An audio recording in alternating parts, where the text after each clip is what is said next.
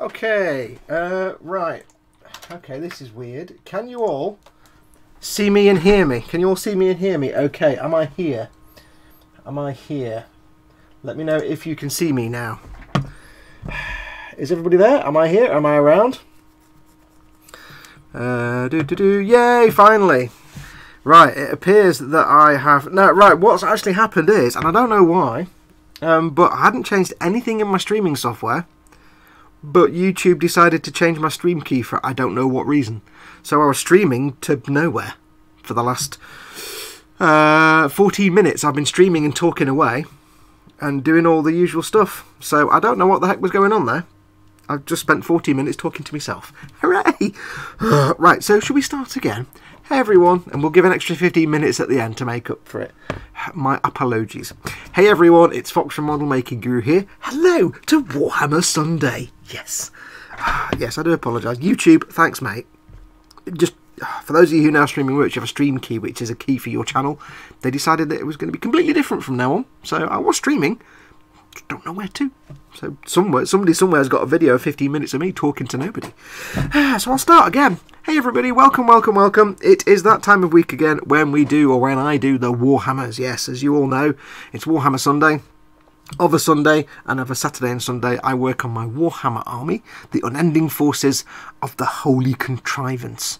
And during the week I do my normal stuff, and at the weekend I just work on my Warhammer army. And I decided a long time ago, I may as well invite you along for 2 or 3 hours of a Sunday while I'm painting or working on it, just to hang out in the chat and have a good time. Or in this case, hang out in the chat and have a good time and wait for me to get everything working. I don't know. YouTube's fault. YouTube's fault. Welcome, welcome. If you've seen one of these before, you'll know what happens. I'll be working on my... I'm getting sick of this thing now. I'll tell you. When you work on something, and I only work on this maybe on a Sunday when I'm doing these streams, because you work in little bits, you really kind of lose the mojo. And I'm losing the mojo now. I'm good. What we're going to do today is basically get some decals on it, and then all I've got left to do then is a little bit of chipping and some weathering. I'm not going to do any dark washes on this because it's kind of dark enough as it is anyway. It doesn't really need a lot of washes to get into the recesses, apart from a few, so I'll keep that to them. So I'm going to get some decals done today. Now if you've seen one of these before, you know how it works. I'll sit around, I'll try and do some work and do very little, and hang out with you guys in chat.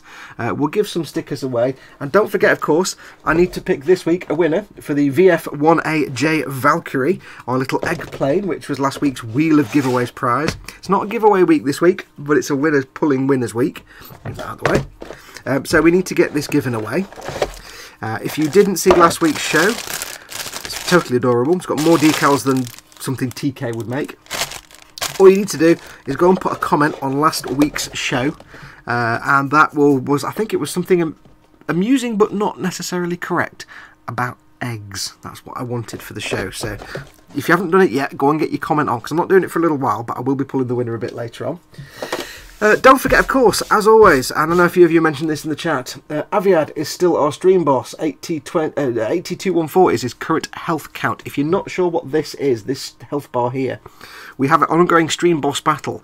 A member of the audience, a viewer, a follower, becomes the stream boss and has 100,000 health, and you guys can knock the health down. Whoever gets him to 0 can win 200 to 300 quid's worth or more of Games Workshop, or, and I'm going to extend it, Games Workshop or Forge World kits of their choice. Now it's coming up to Christmas, so wouldn't it be good to sort of start fighting Aviad and get it down to 0? Because if somebody gets him down to 0, I will basically send you a mail saying, hi, you're the new stream boss, please tell me what Warhammer kits you would like me to buy. Your budget is X. Here you go. So yes, if you're not sure what this is, you're knocking down the health of the current stream boss Aviad, who was the last stream boss and won 280 quid worth of stuff. All you do is, if you're not already subscribed to the channel, subscribe and hit the notification bell. That will take a little bit of his health off.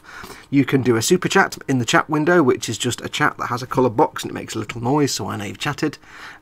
Or you can do a tip through the tip jar, which is streamlabs.com/model making guru. Either of those three things will take a bit of Aviad's health off. The more you put through as a tip or a super chat, the more health comes off. So the more you put through, the quicker you can get him down to 0. And whoever does can claim 200 300 quid's worth of swag. And wouldn't that be a nice Christmas present? Do beware, of course, if you live outside the UK, there is a potential, if you don't have a Warhammer shipping location in your country, you may have to pay some import charges. Just be aware of that. If you live like in, you know, Venezuela, and there's nowhere in your country that can ship them to you, they'll come from, say, the UK or somewhere else. They may charge you some import charges, but that's, you'd have to look after that. But other than that, it's all free of charge. So yes, get them coming on, get your tips and super chats and things. I'm all at 6s and 7s now, because that was weird. I've just done all this speaking part. It's very strange. Don't forget to say we'll be doing some sticker giveaways later on. And as always, do feel free to mail me with questions, or just question and answers, or just normal questions.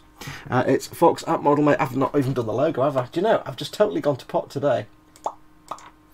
There we go. God damn it. Right, I need to do one other thing. Let's get some magic going on. It's magic that. You didn't even see my fingers move when I did that, did you? See? It's magic, it just moves. So, yes, so send emails you want to Foxx at modelmakingguru.com. You can ask me just questions that I can talk about on stream. If you want to guarantee having a sticker, winning a sticker, send me a question and an answer for the sticker giveaways later on. And your name and address, include your name and address. And if I use your question and answer, I'll send you a sticker. I'll get the stickers out ready because I forgot.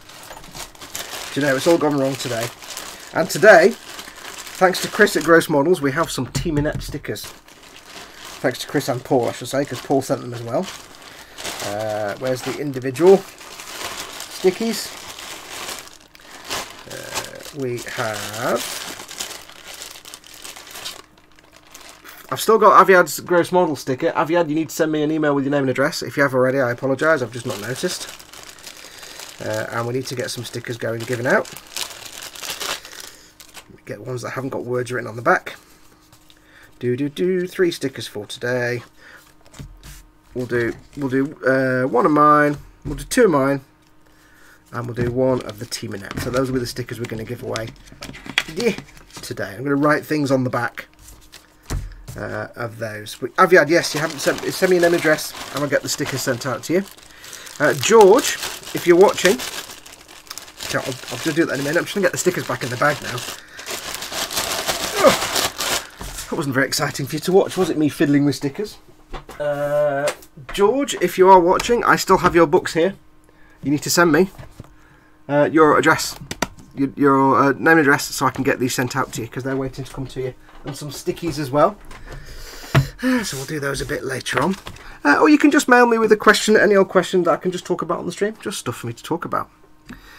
Aviad Madar says, damn, keep forgetting. Right, let's go back and do the chat. So I did do all this, I say 15 minutes ago. I do apologise. So welcome to everybody who is in. I'll quickly whiz through some. Chris was the first in at Gross Models, then Speedy Curate, then JS Idaho, then Dave Wiserum Gombarker, who is now down as much that model. I'll go through this quickly. Pascal Leaverse came in. Welcome, Pascal. Cy Reynolds. Did a salute to Cy Reynolds. JS Idaho. We have who else? We've got Scott Sutherland from Orkney. Hey, Scott. Welcome, welcome, welcome. Wayne Haywood. Nim Cindering came in. Cy Reynolds says something about Dad making a non-spillage device. Cy Reynolds also asked Dad if he was Ted, and he said, "No, I'm not Ted. I'm Dad." Jamie Bone is in.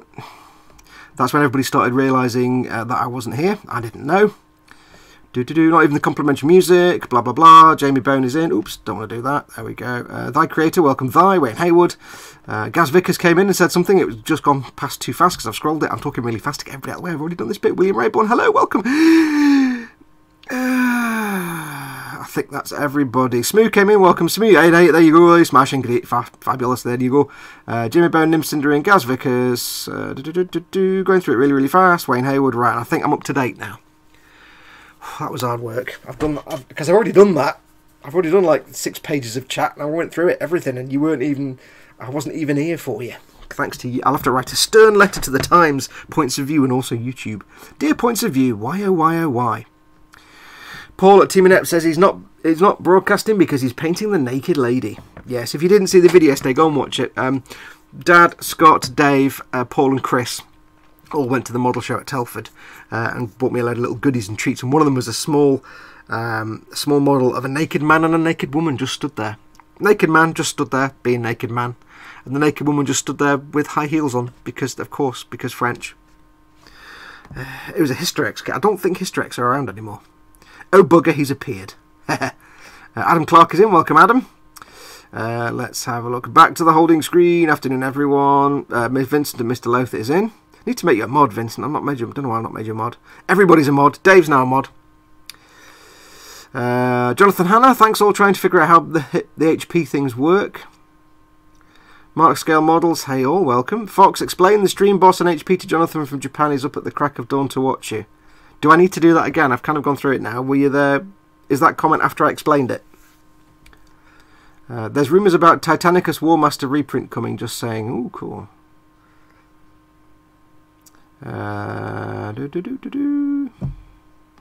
Kind of want to try the new water pot. Seems like a good idea. Yeah, the new Games Workshop water pot with a thing for making your brush pointy. It's really cool.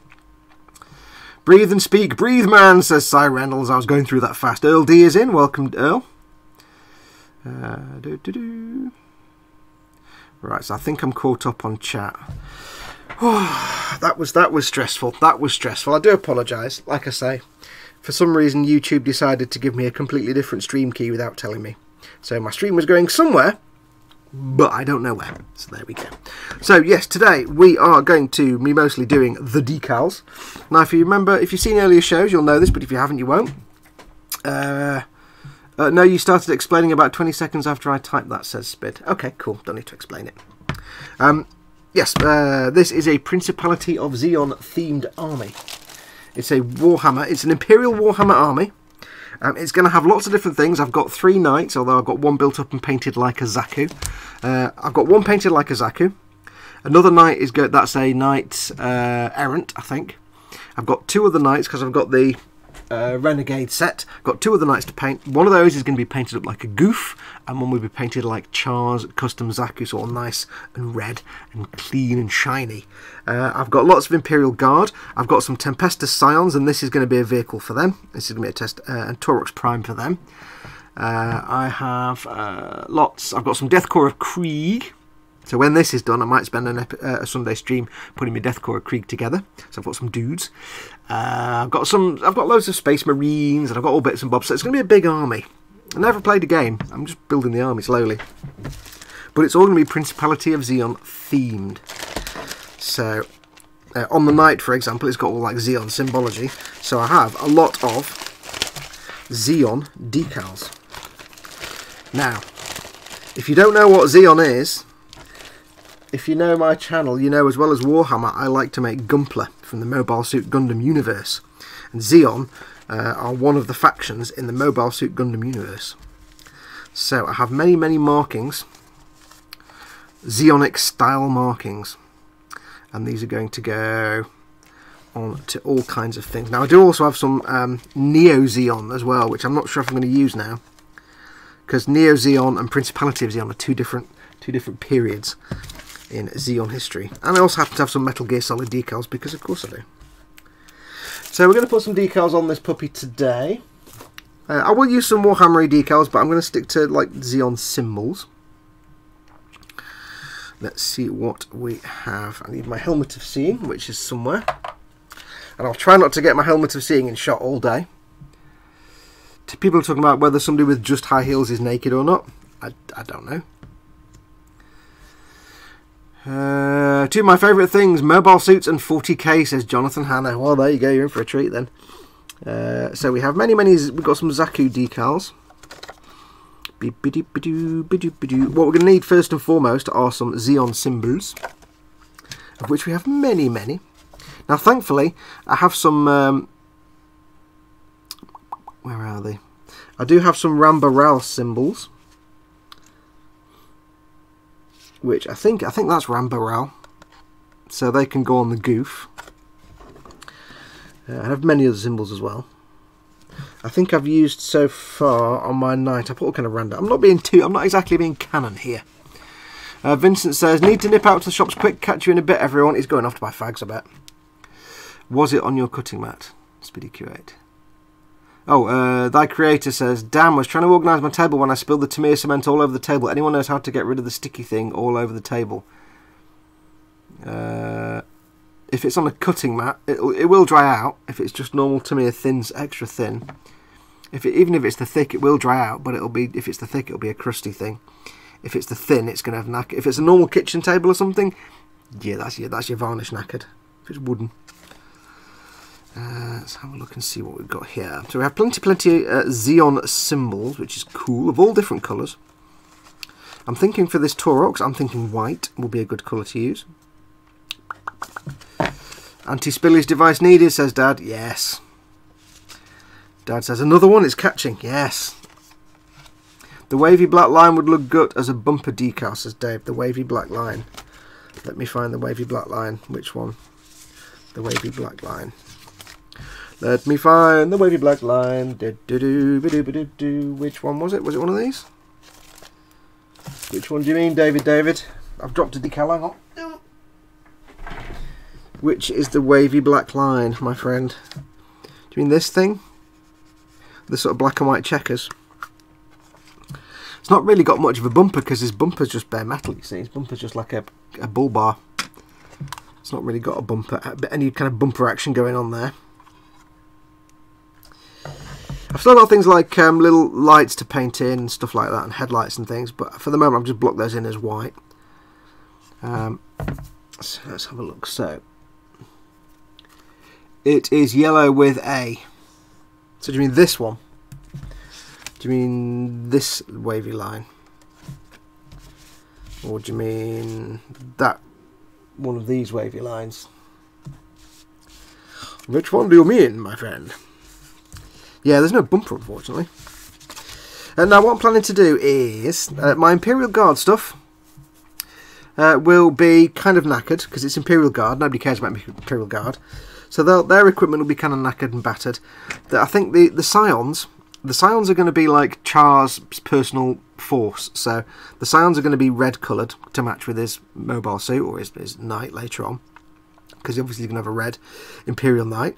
So they're not going to be clean, but they're not going to be filthy dirty. So that's probably as far as I want to go with weathering, with some dust effects on the lower half. And I'll get lots of dust. I've not painted under here because that's going to be like a proper underneath the car. It's going to be dusty out and kind of a dark colour. So I don't really want to go too whole hog with the weathering and stuff for the Tempestus Scions. So we'll stick to a reasonable amount of weathering for them. Okay, so we're going to use some symbology. Let's have a look and see what chat's doing. Dad is Cyril says, Dad, my saviour. I did the same thing this morning, though, creator, says Si. That's why I spoke to Dad. I had to leave my workspace for an hour due to fumes. I've spilt extra thin on my cutting mats before, not on this one, but on a green cutting mat. And the amusing thing it did was it didn't leave any marks on the cutting mat, but it did remove all the squares that were printed on it. Just completely removed them totally. I was like, wow, really? Wow. So, let's have a look. So we want a white Zeon symbol. Let's have a looky-loo and a thinky-think. So we've got a white Zeon symbol. So I think one of these is going to be fine. Or some of these. They're big enough. Move these out of the way. Maybe some numberage as well. So that's cool. There are some little warning and caution symbols on this decal sheet, which is good. Oops. And decal sheets are sticking to each other. That's not good. So I'm going to put those over there for the moment.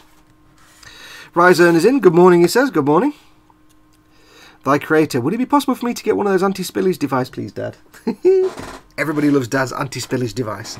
I can't live without mine. Mine's just fantastic. Yeah, but you should see what I saw, what he showed to me the other day. Wow. His Citadel paint device. Oh my. Oh my. Right, so it's decal time. You know how this works. I put on some decals. Everybody dances. Simon Ranald, yeah, that happened. No damage to the material itself, just the removal of the grid lines. I figure it's isopropyl alcohol in extra thin. Yes, it is, I think. Butcher That Model says, Dad, you need to set up a little eBay. Yeah, you need to start selling these things. Right, so let's get some symbols on here. So we have the main body itself, we have the roof, and we have the turret and the back of the turret of the cupola. Cupola, whatever. So let's see, where can we put a Zeon symbol? Dropping my knife. There is. If you haven't seen any of these episodes before, I have come up with a whole load of fluff as to why the Principality of Zeon is fighting on the side of the Imperium of Man in Warhammer. It's all to do with pocket universes and galaxies and rips in the warp and subjugation and stuff. So there is a whole reason. But yes, the Principality of Zeon has no choice but to fight for the Imperium of Man. And that's my reason, so there you go. So I think we can put one on the back door here. That's asking for decalage. There's not a lot of space on the vehicle, really, to actually put any big decals, because it's all taken up with details and bits and bobs. If you're wondering about things like highlights, and by the way, and on these exhausts, there is more work to be done on things like the metallic parts, like to make these bronze parts in the exhaust here look more like heat stained, and to make highlights on the weapons. There's lots of that to do. I'm just not doing it yet, because I want to get some of the weathering done first, and then we'll start looking at things like highlights. Like on the grill here, I'm going to have that highlighted. There will be some dry brushing and highlighting going on. So let's start off with a Zeon symbol. I think, will that fit? That will fit, I think, on one of the doors. I think. Now there are some symbols here that are pre-chipped, because what I'll be doing is doing some chipping. There are some pre-chipped Zeon symbols here, but I don't think I want to use them because they won't match with the ones I chip myself personally. So what I will do is I will use, I don't know, it's going to be too big. Dooba-dooba-dooba-dooba-dooba-doo. It's judging the size, you see. Let's cut a big one out. You were. Gentlemen, cut out your big one. I will be using a WandDad device today.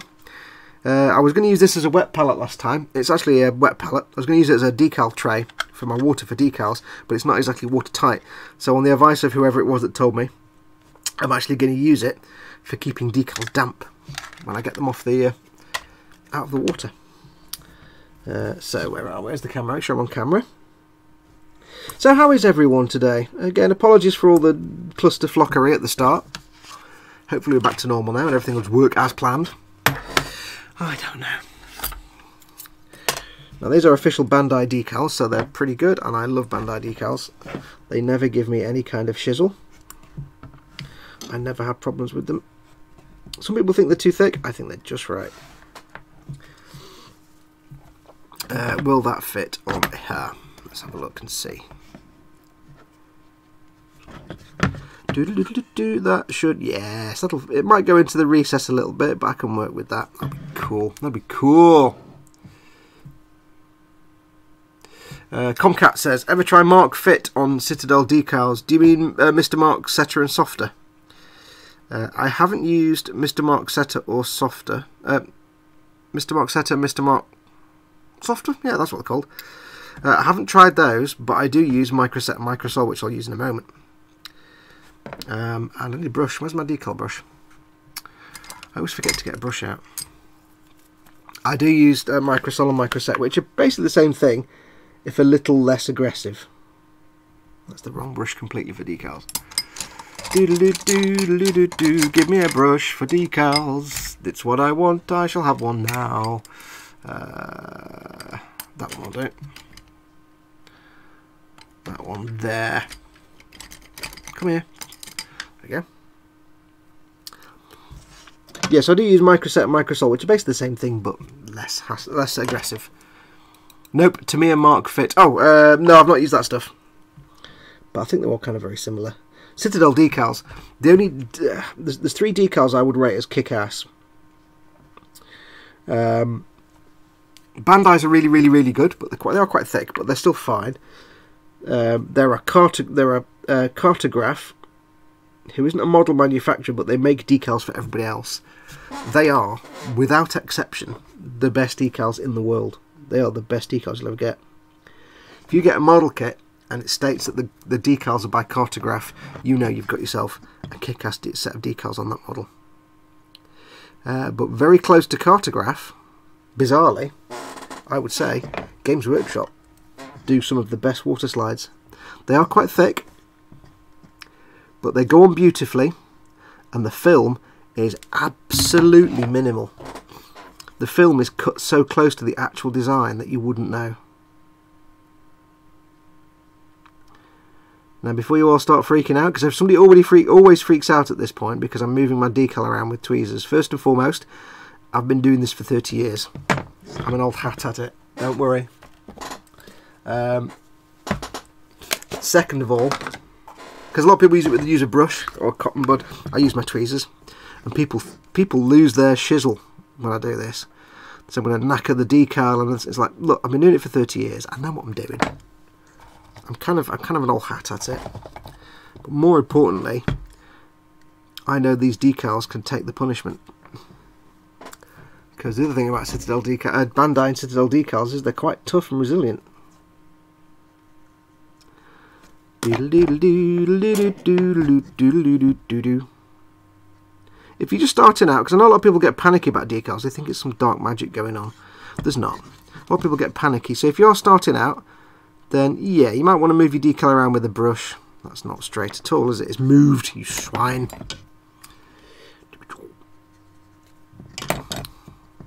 Schweinhund, das ist nicht richtig. Yeah, if you're just starting out, you might want to use like a brush or something. Get yourself used to using tweezers for this slowly and over time. It's only because I've been doing it for long enough. Every time I do that, it moves. Stay there, little shizzle. I've been doing it long enough that I know exactly how to treat the decal, basically. Right, you stick there first. Thank you. Oh! This one's going to be a pain, I can see that. Right, little shizzle. Stay where I put you. Right. Let's get the middle bit done first. Just have to push rather than roll. Yes, I mean, if you're just starting out, you maybe don't want to be moving things around with tweezers straight away. It's something that comes with time and experience. I know how these decals behave. I know how far I can push them. I know what the limits are. If you watch my live stream the other day when I'm working on the Strike Rouge, those decals kept falling apart and I had to stop using tweezers. That's because the decals were like really delicate, unusually so. So, yeah, normally I wouldn't use a brush. Now you can see here, this is a prime candidate. Often when I'm talking about applying decals, I seem to always do demonstrations on flat surfaces with no details for the decals to fall into, and I'm talking about things like, you know, how to make them conform using setting solutions, and I don't need to. This is a prime example of where I will, because it's on a curved surface and it goes down a panel line and into this hinge here. Hinge. So I need to get that to conform.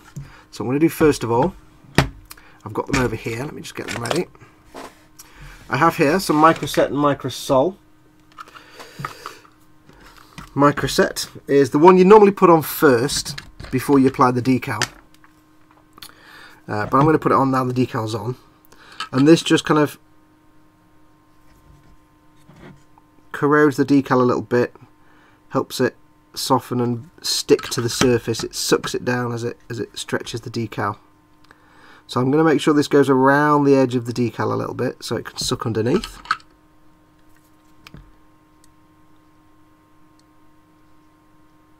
Now if this was a small tiny decal on a very flat surface, I probably wouldn't use the set like this. I wouldn't use it at all.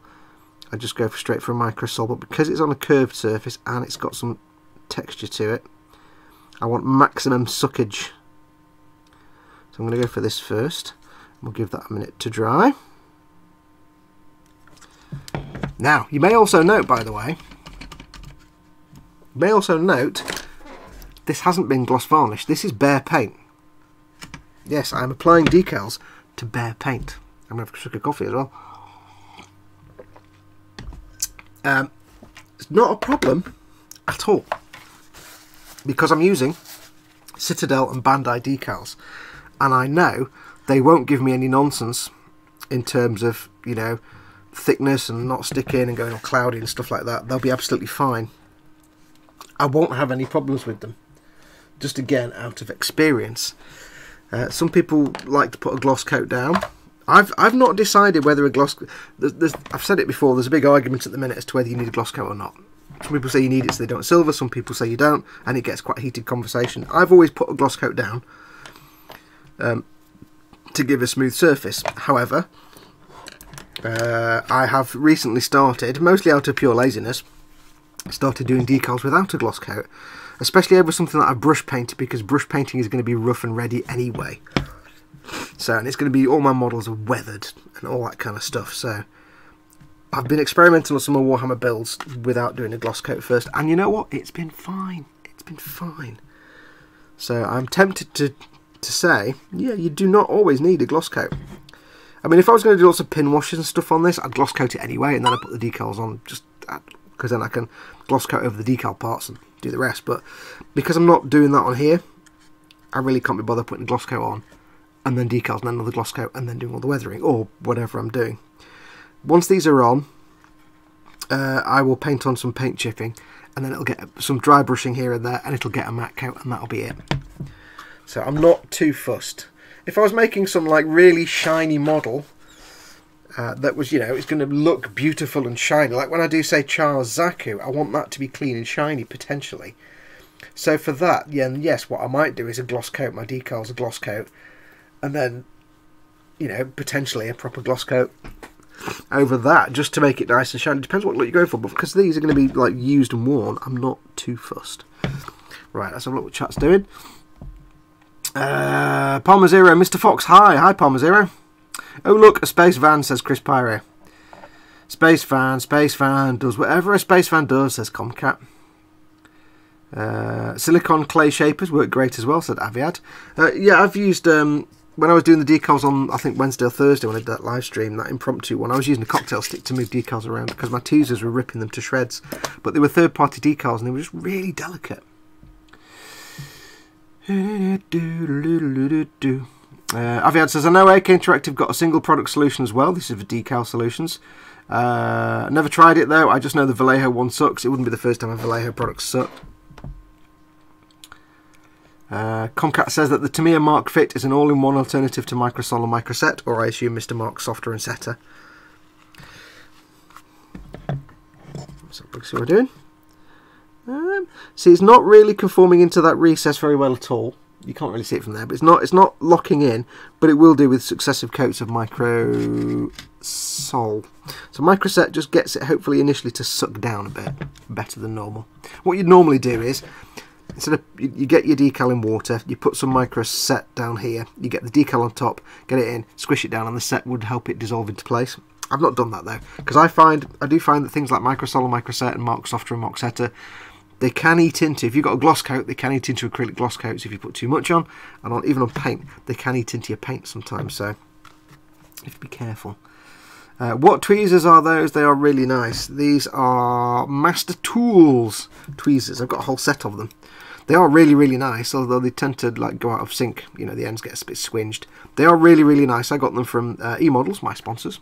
emodels.co.uk, your one-stop shop for all your model making needs. My channel sponsors. But yeah, they are really nice. They're Master Tools. They're not cheap, but trust me, you don't want the Warhammer tweezers. They're like stupidly expensive and not that good. Oh my god, a Spid says, oh my god, moving decals with tweezers. I did that once and pierced straight through the model, then applying... Wow, through a model? You pierced through a model? It's like, what was it made of? What were your tweezers made of? Laser beams? Then applying clear to try and make the best of a disastrous decal. The whole thing exploded, not serious. Oh, I see. Okay, I'll let you off. Yes, I moved decals and I stabbed a cat in the face or something. Yes. Yeah, no, it's one of those things. I've done it for years, so I kind of know what I'm doing. I do mess them up occasionally, but very rarely. I'm used to Bandai decals and GW decals, which are thick and tough and a bit resilient. But like I say, if I get a decal that crumbles like on Thursday, they did, as soon as I know that, I stop using the tweezers to move them around, so... Is that a truck with a wheel conversion, says Comcat? Yes, it's the normal Torox Prime, but I got the, what they call Blood and Skulls, Death and Skulls, Something and Skulls wheel conversion kit. Just look it up on eBay. Just look up Torox conversion, wheel conversion. There's several different ones. Kenneth hates me because I've taken the tracks off and he thinks it looks better with tracks. I've got my bit wonky on the front. The beauty of it is they are resin, and all you do is you glue on this strip here. There's like a crossbar here and here. Can you see that? And then the wheels glue onto that. I did find that one of them wasn't quite straight, but the beauty of resin is you get a hairdryer on it, and I bent it. Like one of these wheels was sticking up in the air, so I just heated up that crossbar, bent it down, and now it's perfectly lined up. Perfect. Apart from the wheels and a bit comedy. They're a bit comedy clown car on the front, but you know what? I think it just adds to the charm. I could have done another decal while we're messing about doing that, couldn't I? Wheels is better, says Ryzen. Comcat I mean it looks better. It looks stupid with the tracks. Don't tell Kenneth. Kenneth will be sad if you say that. Kenneth is my very, very, very dear friend from Australia. Everybody loves Kenneth, and he likes to like complain that I've put the tracks on because it looks much better with tracks with the wheels on. That's why David Butcher that model said, "That's it, Dad. Shots fired." Oh, Kenneth will wake now. Talking about wheels, says Dad. Yes. Aviad Madar says to Siren Lenny tips. Oh, what are you talking about?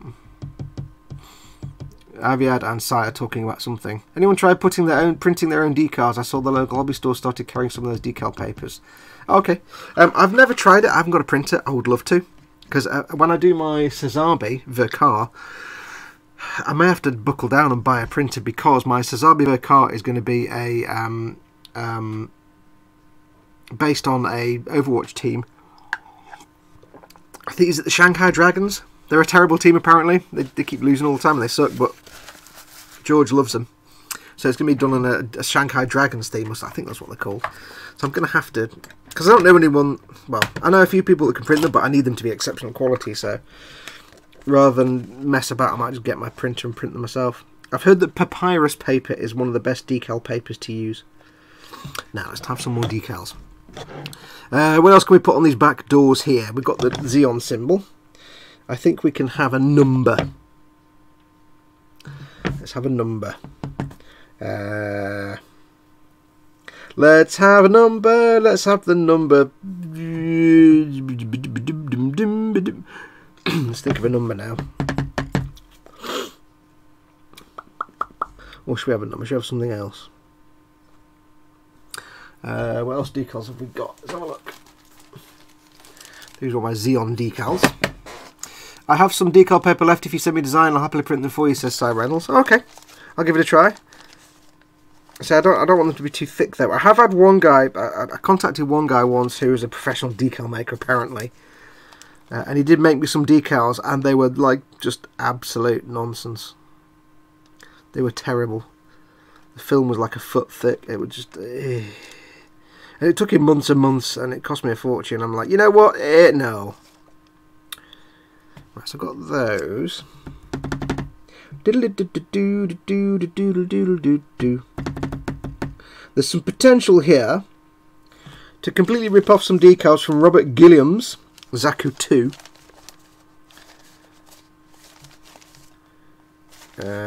And do some things. So what I might do is do that.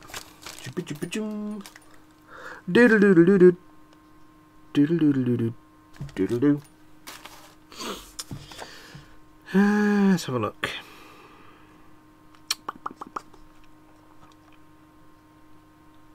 Yeah, let's use some of these. Let's use some of these puppies, I think.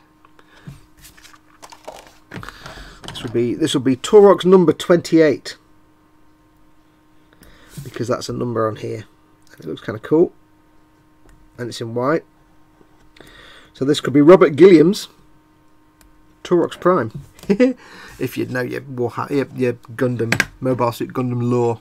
Gaz Vickers, you should send Kenneth the mystery tracks you got. Yeah, I could do. Well, I did joke when they sent me. For those that don't know, if you watched the video I put up yesterday, the stuff that Dad and Chris and Paul and Dave and Scott sent me from the model show. One of the things they sent me a very old 1973 biplane model by that Polish manufacturer whose name I can't pronounce, who's still around today. But they sent me a 1983 Mobile Suit Variations Gundam, a proper old Bandai glue together Gundam kit, which is mint. And they also sent me, for some bizarre reason, a bag of tracks. It was a little bag, sealed up with a load of plastic tank tracks in there, tons and tons of them, and it said, unknown tracks, possibly from a Panzer, or they weren't sure what tank it was from, anyway. So it's basically a bag of hundreds of parts of tracks, and I'm like, brilliant, that's fantastic. I'm not actually making a tank, but there's random for you. So I did ask, I said, is that by any chance, did Kenneth have any say in that? Sarah Reynolds says, I can't remember offhand what brand paper I used, but they came out slightly thinner than Games Workshop decals, and you have to trim completely yourself, but they went on perfectly. I'll chuck you some pics of my Primaris later on Facebook. Okay, cool. The only downside is I don't think there is any white in the Shanghai Dragons logo. I don't think there is. I mean, it's a ways off yet, so I'm not too worried, but I think thankfully there's no white in the logo. You can't print white. It's the only thing about doing your own decals, you can't print white. So the only way to print white is to have an expensive I need something to put that on. I'll use my finger. Let's just get basic. Let's get primitive. Is to basically either have a very expensive Alps printer, which kind of very expensive and you can't get the cartridges for them anymore, or to paint where the decal is going to go, paint the white on the model first and then put the decal over it, which if it's a roundel or something is fine. If it's something like lettering, you can't do that. Is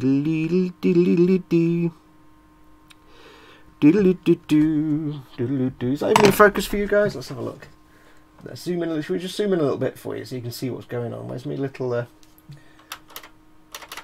Where's my special controls?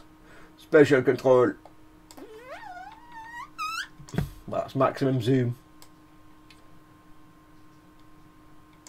For some reason, my camera zooms in quite a lot, and sometimes it just zooms in very little.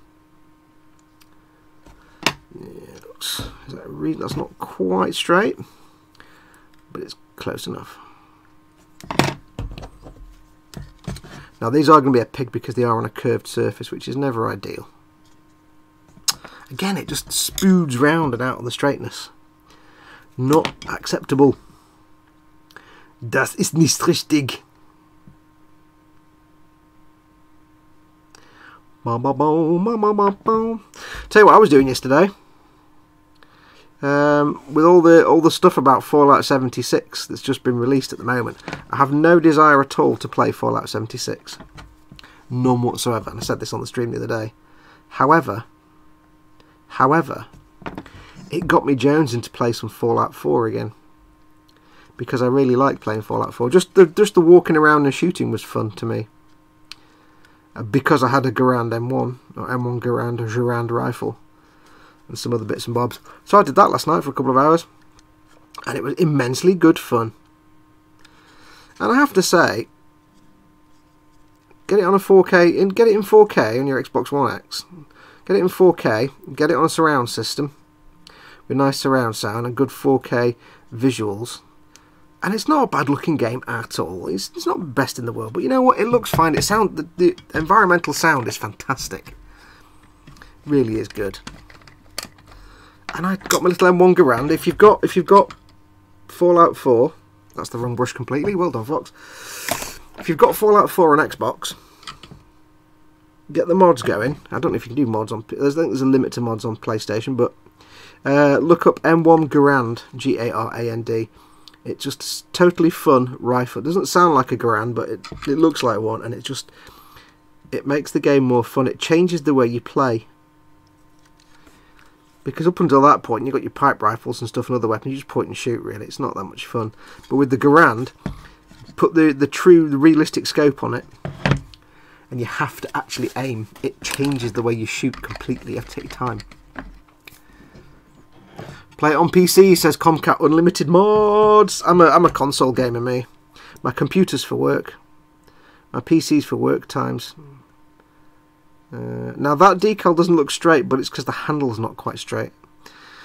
I know it looks like the decal. The decal's actually straight to the edge. The handle itself is a little bit off, and there's not much I can do about that, unfortunately. Oh! So, well, never mind. It'll be covered over in weathering. Yeah, I'm a console gamer, me. I tried when I was younger. I used to game on PC, but it was just so much hassle. Drivers and nonsense. I'm like, you know what? I'm just gonna get a console that I turn on. Done. There you go. Right, let's put one on the roof. Can I? That might fit on the roof. Let me see. We've got another little 28 decal here, but it's got a Zeon symbol as well. So we'll see where we can put this, because this one's mint. I'll try not to spill that water. Yeah, so just wandering around last night, playing, you know, walking about. And in about 2 hours of playing, I must have seen about four enemies and shot them. I went through a whole building slowly, and there was no one in it. But I'd cleared it out before. But it was just fun. It was just fun to do that, even though I knew there was no one there. I think I can put one. Is that going to be covered up by the turret though? Yeah, pretty much. It's going to disappear, isn't it? Can I put it on the turret? Is it going to fit on the turret? Let's have a look. Not quite. I could put it there. That can go there, yes. Yes, that was a happy noise. So it's jolly good fun. Very good. And yeah, just if you have played it and you weren't that enamoured of it, the weapons are a bit shit. Just get the M1 Garand. I've got an M1 Garand for my my main shooty weapon, which is brilliant for indoors. Get the gun. You want the M1 Garand mod. You want the gun smoke mod. Makes the puff of smoke at the end of the weapon. It's brilliant. And you want there's also the which other weapons have I got now? I've got an M1 Garand. I've got a Mosin Nagant sniper rifle. It's like 3,000 damage for some reason. It's very bizarre. 4,000 damage, and then a Kar 98 sniper rifle for less far off sniping. It's not as high damage, but it's got really nice scope on it. And just using that Garand rifle just completely changed the way to play the game. I got the true weather mod, so I've got the Garand rifle. I turn on rainstorm, so it's rain and thunder and everything, all the surround sound and rain and pouring down. And I'm wandering through the urban areas in Boston, and it changed, because you can't run into a room and shoot things. You have to carefully work your way around and try and make sure you get carefully planted shots. You know, aim where you want to. You know, you want to take somebody down in one shot or two at most. So you try and consciously aim for the heads and get the criticals. And it just changes the way, instead of running around all over the place, you take your time. It just makes it much better. Now, does that truck belong to the 28th Battalion or something? Or is it the 28th truck? Or is that the 28th door that the truck has had, says Chris the Pyro. I think it's the number of clowns that can fit in the back of it. I don't know. It's the 28th something or other. That's loose. Nice one. Yeah, using this as like a temporary tray for me decals is really good. Thanks, Dad. I know it's not what it was designed for, but it works perfectly for that function that it wasn't designed for.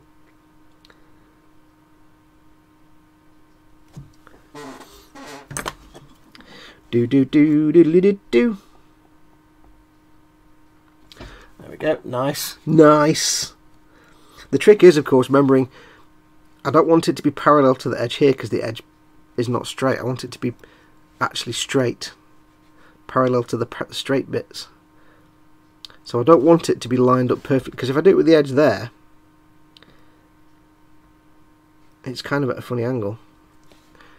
If I do it actual straight, this is a weird thing with me. I sometimes make things straight, not lined up with the edges.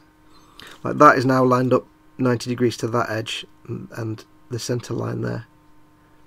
It's just the way I am. It looks weird when you see it, but it makes perfect sense to me and my brain. Or should I just, I don't know actually. Should I make it down there, parallel to that? Yeah, it probably looks a bit better, doesn't it? Yeah.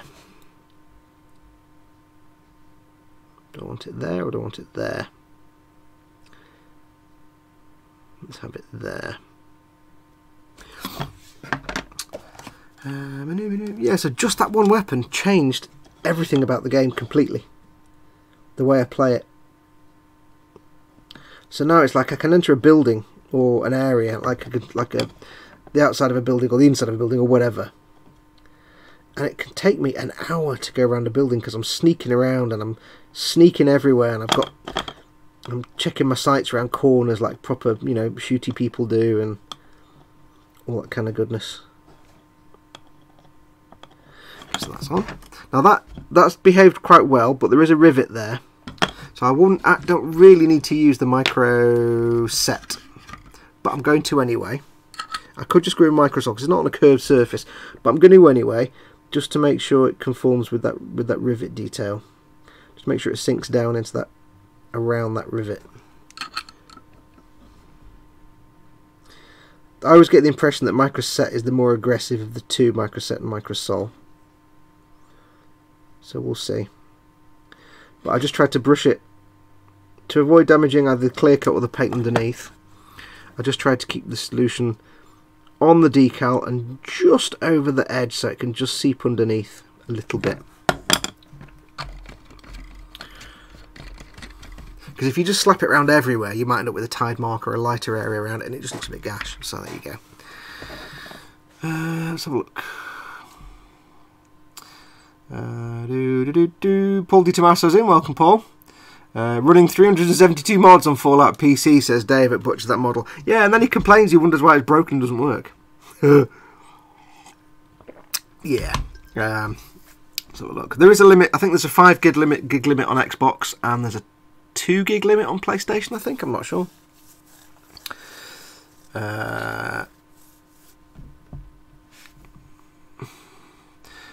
Let's have a look. I love the way Bethesda put out a broken game, safe in the knowledge that the modding community will fix it, says Dave. Yeah. Let's have a look.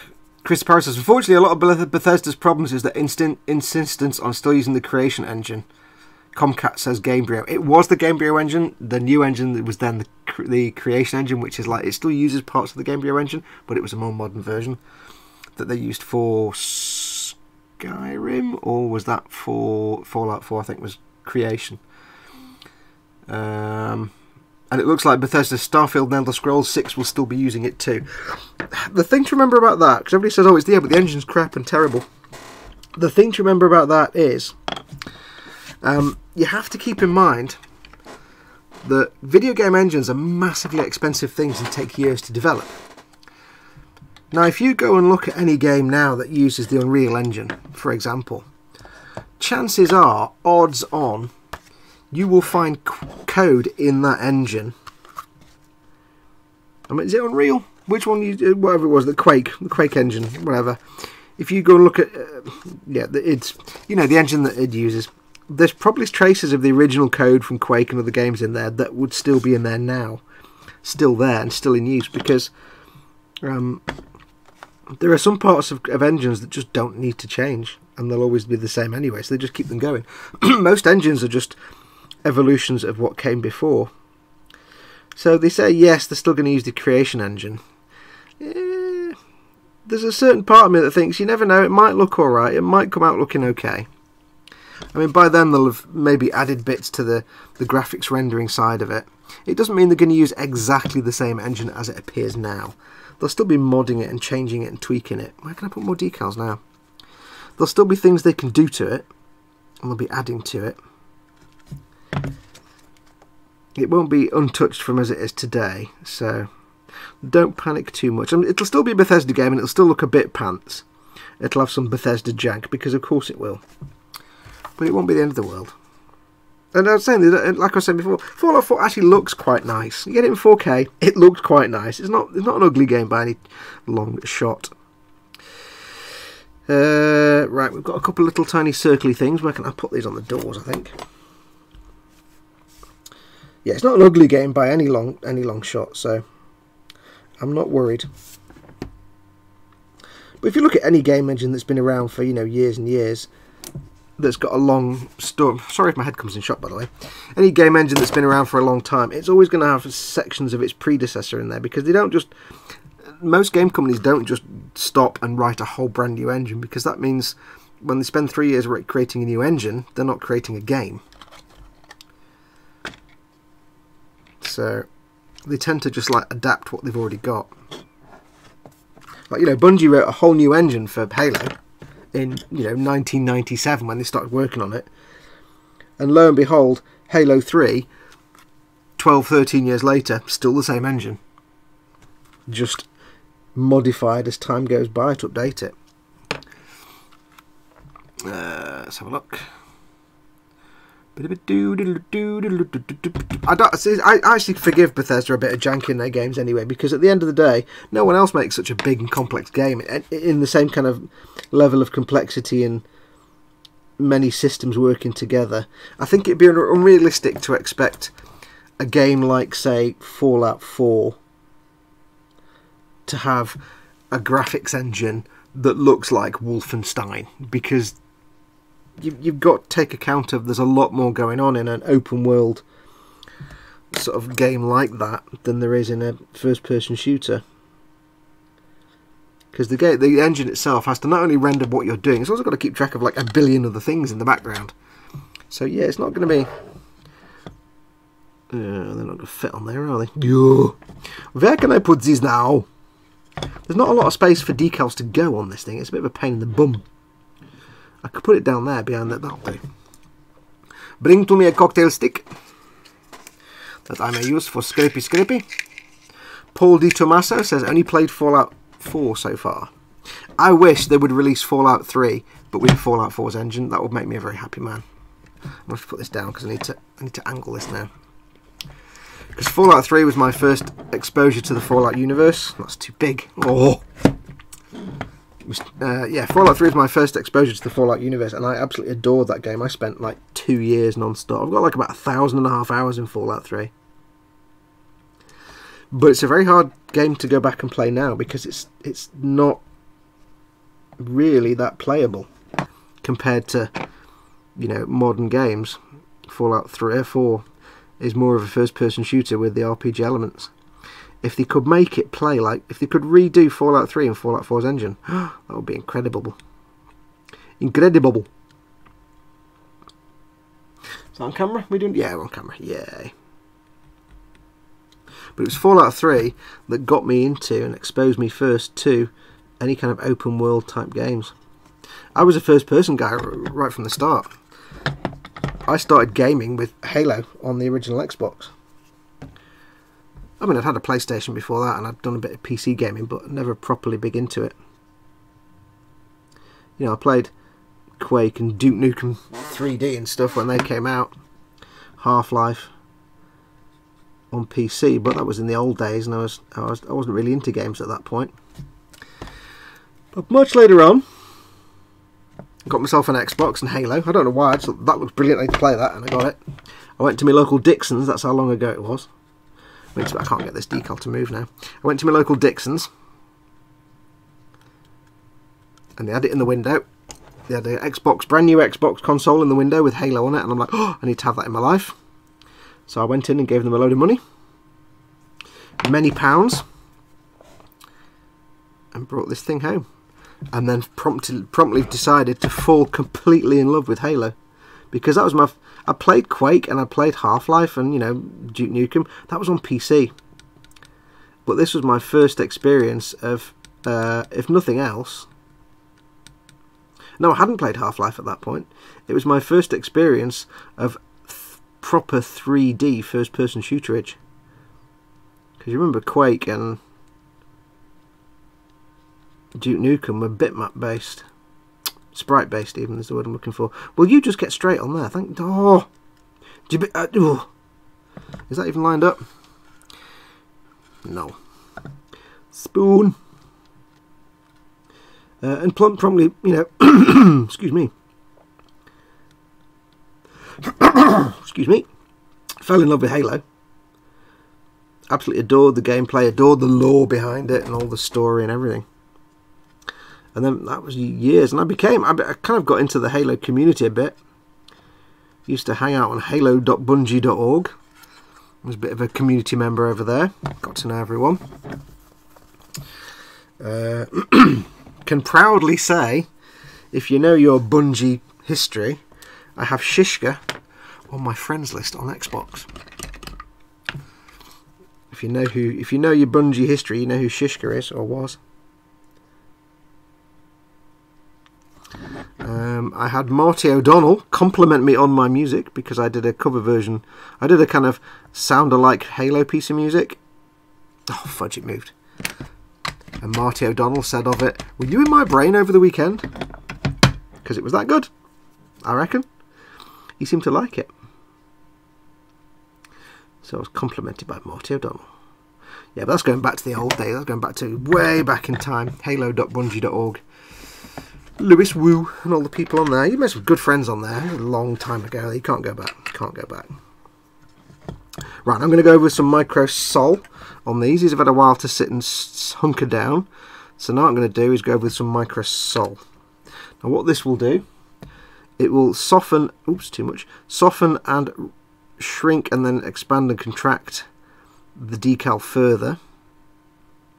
It will eat away a tiny little bit at the film that the decal is on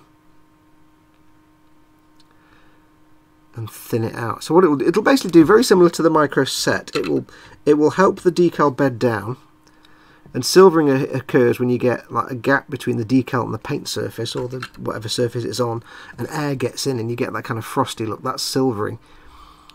It helps avoid that because it sucks the decal down. What it does, it stretches the decal out, and then as the decal it stretches out and then it shrinks back down again. As it shrinks, it grips to the surface and sucks down, and that's what helps it go down to like into recessed lines and panel lines and stuff. And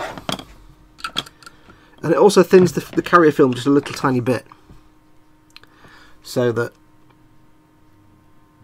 hopefully, it does vary from decal to decal, but hopefully eventually what it'll do is it'll thin down the film enough that it'll be less visible. Once you put a gloss coat or whatever, a varnish coat over the top, it'll become even more invisible and it'll just look like a painted on decal. Now it does depend on the decal itself. Some decals are just so bad they won't even have much effect. But it just helps reduce things. It helps it stick down more, suck down. So a couple of coats of this, maybe 3 or 4 on these ones on curved surfaces, and it should work wonders. I forgot one point. What was talking about Halo? I don't know. I forgot now. Anyway, I was waffling on so much I bored myself. And there you go.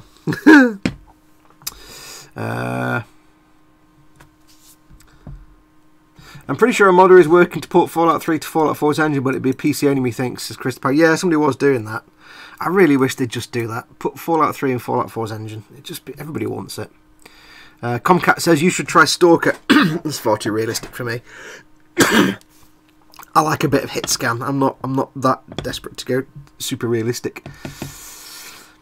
I've played Destiny with you. You're not an FPS guy, says T-Minette, says Paul at T-Minette. Hey, I'm good at Destiny. I'm good at shooting. I'm just not good at not falling off things that you push me off, you git. Right, now, here we have, I painted these to look like, before you say it's the Nazi flag, no, it's a Zeon flag. It kind of looks like it's a Nazi flag. The Zeons look like Nazis. So what I'm going to do here is I'm going to add the Zeon symbol, but because that's red, black and white, I shall add it in yellow. I have some small Zeon symbols. If you're wondering what these are, this is just the Bandai.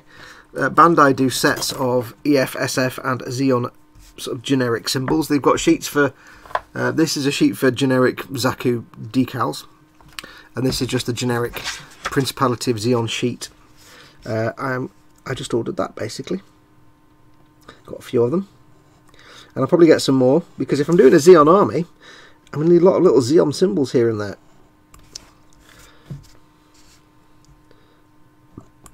I'm going to need to find some super tiny ones. I did use some super tiny ones on the pauldrons of Space Marines, and they were just about the right size. And that was brilliant. That was fantastic. Where's my tweezers?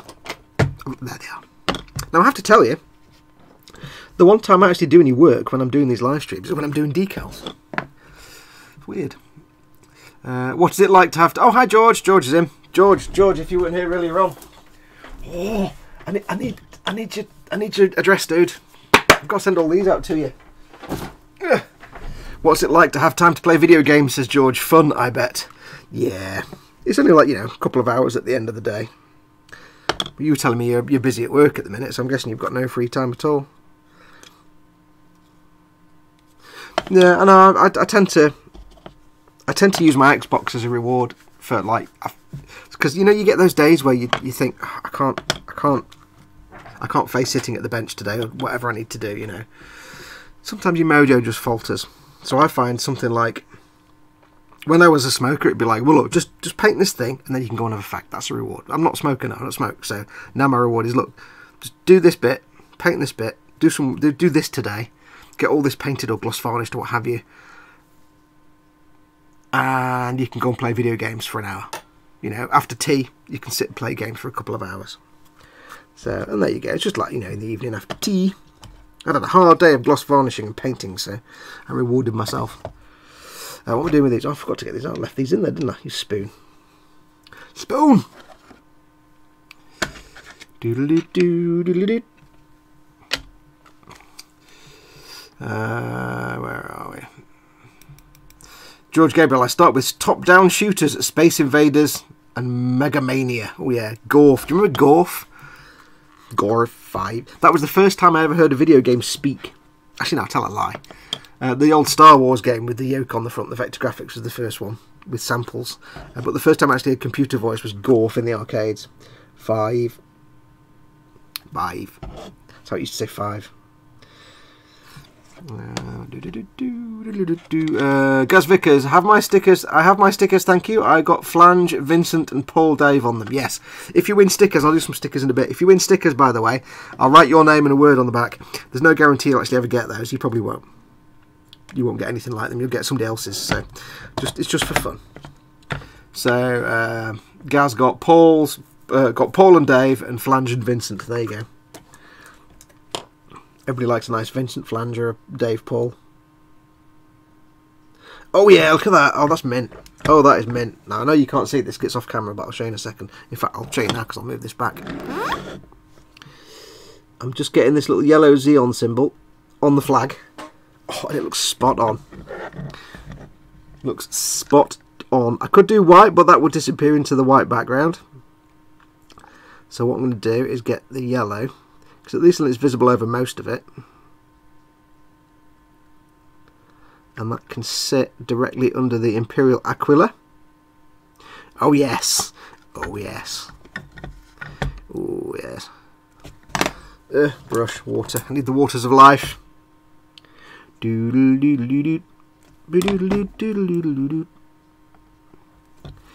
Yeah, so I mean there were times when I was, you know, when I had a job. And it was a horrible job, working in an office and call centre. When that was my job, I'd come home and I literally every hour I wasn't in my job I would spend on the Xbox. I would spend all day every day on that Xbox if I could, if I had a choice. But you know, I've got responsibilities, I can't do that. But I hated my job at the time, so that was my refuge. Was every day I would come home, get the Xbox on, play whatever. That's how I got like about 2,000 hours in Fallout 3, because it was like, hate my job, hate my life, Fallout. There you go, bang. It was my refuge from everyday life. Oh, that's brilliant! I'm loving that. I'm loving that. Oh, that looks brilliant. Now, of course, like I say, it's just like I might do an hour or two in the evening every now and then. Maybe once a week. Couple of hours in an evening when I've got nothing else to be getting on with, you know. Oh, that looks... I'll see if I can I zoom in on that? Let me just see. We'll get it in focus at least. I'm really happy with how that's come out. Let's have a look. Look at that. I know the camera's wobbling, but yeah. Zeon symbol on a Zeon flag on a Warhammer truck. Yeah. Kick ass. Life is good. John Bias, loving the Taurox, acquired one recently myself, looking forward to the build. Yeah, it's good fun, man. You'll have finished it in about 5 minutes. For those that don't know, John's got his own blog and he does like 300 builds a week. I don't know how he does it. Oh yeah, address on it, says George. Yes, I need to send you your books. You'll probably have more stickers by the end of this show. Working on Imperial Knight now, such a cool kit. Oh, you're doing a knight, finally. Are you going to do it shiny and nice and clean, or are you going to do it grungy and dirty and filthy doty little thing? Filthy doty. Filthy doty filthy light. Some people have said to me, you know, for my other 2 knights, because I'm doing 3 knights. I'm doing the bog standard Zaku, which is a knight errant. I'm doing a goof, which will be obviously blue, and I'm doing Char's Zaku. Now, the knight errant, the Zaku itself, is rusty and battered and knackered and abused, because it's a grunt mobile suit. It's not anything valuable. The goof will be a little bit dirty. It'll be a bit like this Taurox. It'll have a little bit of dusty weathering on it, and a little bit of chipping, but nothing major, because Rambaral looks after his goofs. And then Char's Zaku will be nice and clean and pristine, because it's Char's Zaku. So what are you doing with yours, John? Are you doing it sort of weathered and battered, or clean and nice, or how are you doing yours? Let's go over these with another coat of Microsol.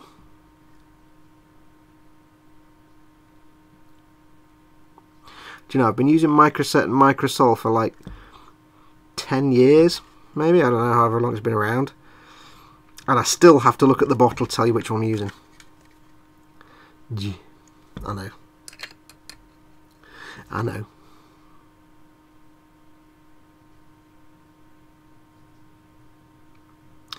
Do do do do do do do do do do do do do.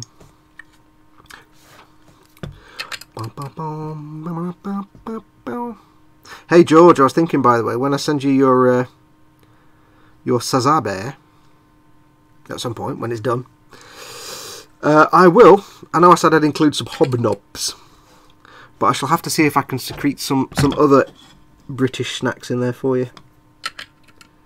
Trying to think of some typically British snack and cakeage. I might actually, depending on what size box I've got to send you books, I might actually sneak something into the books. I might do. I don't know. We'll see. We'll see. We'll see how it goes. Right, so that's that one. What's chat doing? Yay, food, says George. Hey, Fox, you should put Zeon symbols on the wheel hubs for some extra bling. I haven't got any little I haven't got any small enough for that. Sadly, I don't have any little Zeon symbols quite that small, and they're going to be covered in mud. So, yeah, good idea though. Did Fox just turn into Mrs. Brown? Well, no, you see, well, what did I say? What did I say? Tell me. I do it by not sleeping, says John. Yeah, John seems like he'll put a post up in the Boom Hut saying, I'm working on this today. Then 2 days later, now he's a completely different model I'm working on. It's like, how do you even do that? I don't know how he does it. Question, anyone have scrap Master Grade Strike Freedom or Unicorn Fennecs that they part out? I'm in need of some parts to complete the ones I picked up. I have a Master Grade Strike Freedom, but it's built, unfortunately. Muse is in, Scale Model Muse, welcome. Gina Nuevo, when will you do another Gundam related video? I'm working on the Strike Rouge Utori as we speak. I've got half an episode filmed. There's 4 episodes in the series so far. Half an episode filmed. That's ongoing. I'll show you. I did some glossy yesterday. So we have some glossy parts. I'll zoom out a bit so you can see.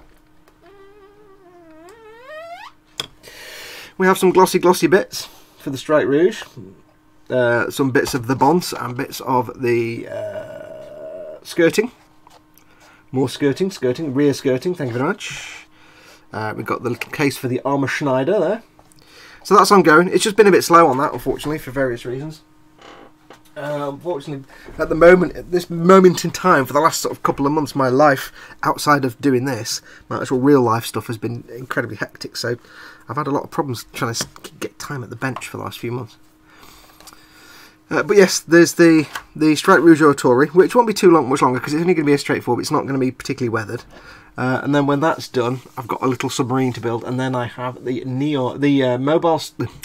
the Master Grade Sazabi Verkar for George, which is going to be fantastic.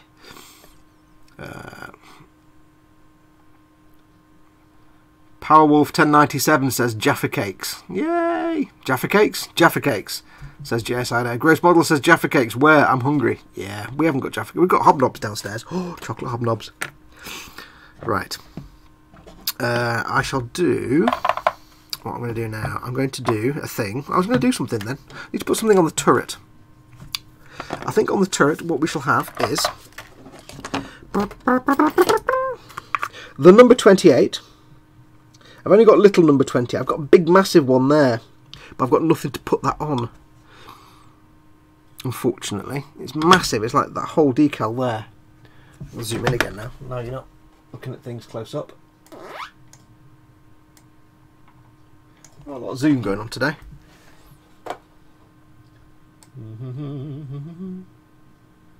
Where's the symbol? Chris at Gross Model says, "Be right back. Got to go somewhere." He's pooping. He's pooping. Everyone, just right. Hang on. Let me use that as a focus lock. There we go. Done. Right, we'll do one more decal on the turret here, and then I think it's time for... Ooh, actually. It's time for some stickery goodness, I think, at that point.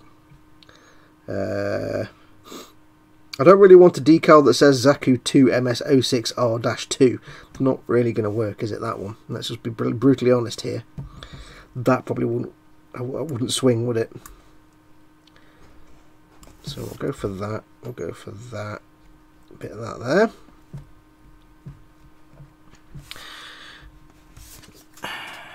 Have I not got another one of those sheets? I might have another sheet of that, actually. Hang on a minute. Have I not got another sheet of that? Have I only got the one? That can't be right. Or I've only got one sheet of that. Oh. Sponge. I've only got one sheet of that. Well, that's just a... Oh, yeah, that's just rubbish, isn't it? There's a rubbish then. You see, lovely, isn't it? There you go. Oh, it's just pants. Well, just bums. That's all I say, bums. I was hoping I might have another one of some of these, but I've only got one sheet of these. Never mind. Right, let's get this one decal on. And then, I think it is time for stickery goodness. Let me just get that there. Beep, beep, beep, beep, beep, beep, beep, beep, beep, beep, beep, beep. If you missed the beginning of the show, we started a little late today because for the first 15 minutes of the stream I was streaming into the ether. I was streaming to nowhere because YouTube decided to change my stream key without telling me. So I was streaming just to nowhere. And unfortunately, it took about 15 minutes for anyone in the chat to say, "Where's Fox?" So just going forward, guys, if for any reason the stream isn't actually up and running for at your end after about 2 minutes past 3, let me know. But Chris did send me a text to say, "Dude, what are you doing? Everybody's waiting." So there you go.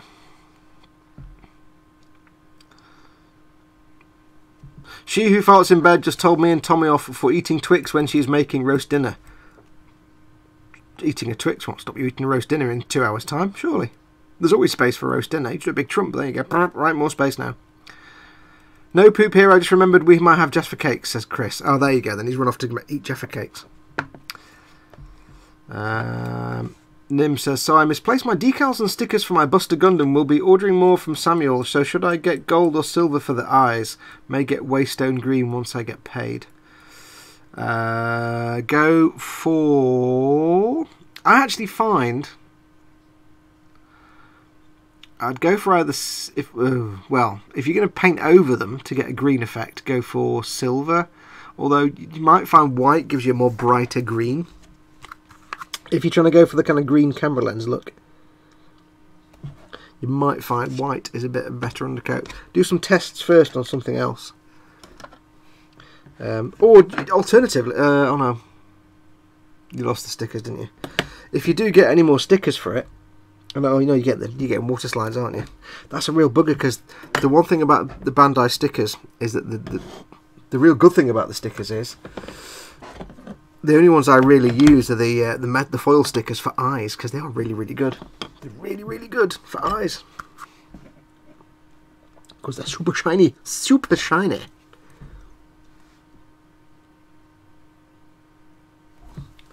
I was hoping for a bigger decal here, but never mind, eh? Never mind, eh?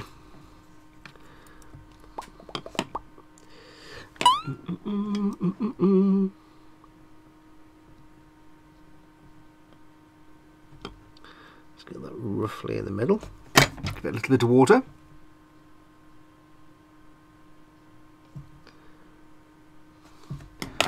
George Gabriel. Did you guys see the darts quarterfinal with Gary Anderson talking about he didn't fart on stage?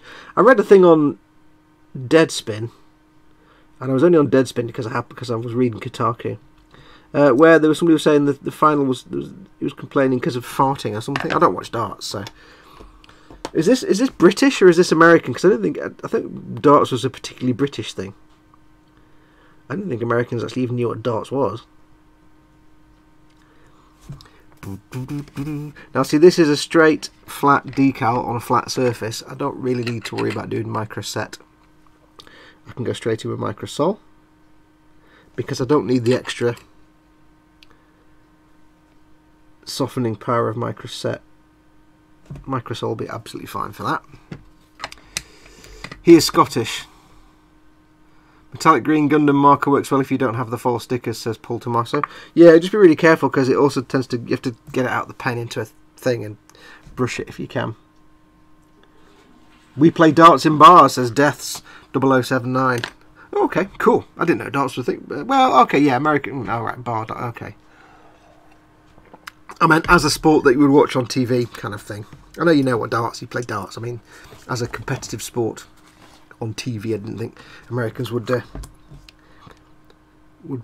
up to that, but obviously they are, so cool. Right, so I've done that one. We're gonna pause for a bit and I'll do some sticker giveaways and then I'll keep cracking on. Also, Deaths 0079, I'm assuming that's a Gundam reference. Good name. A Mobile Suit Gundam reference.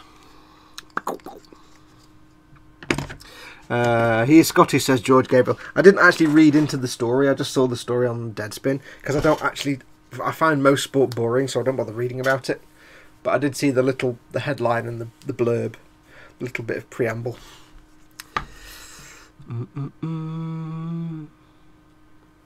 What's your normal turnaround frame when you are not streaming a build, if you don't mind me asking? I'm something similar in size to this model.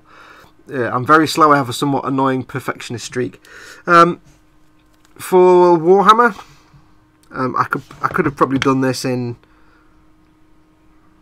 well, if I was filming my Storm Wolf, but if I took all that out, it probably would have taken me about a week. So I'll probably get all this done in about 3 or 4 days, maybe a week, if I wasn't filming it, doing everything else or doing the stream. I can get a squad of 10 dudes painted in maybe 4 or 5 days, like Space Marines or something. Again, if I'm not filming, I'm doing other bits and bobs. Filming does take out. If we're talking Gunpla, yeah, Gunpla takes a bit longer, just because it's a more involved process. Brush painting is lovely, but Gunpla takes airbrushing and stuff.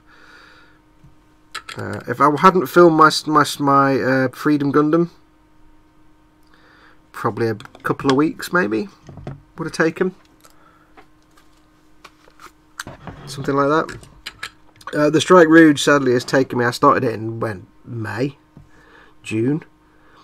I started it around about whenever it was, June, July, but then we had the summer heat wave, which kept me away from the workbench for like a good month or two.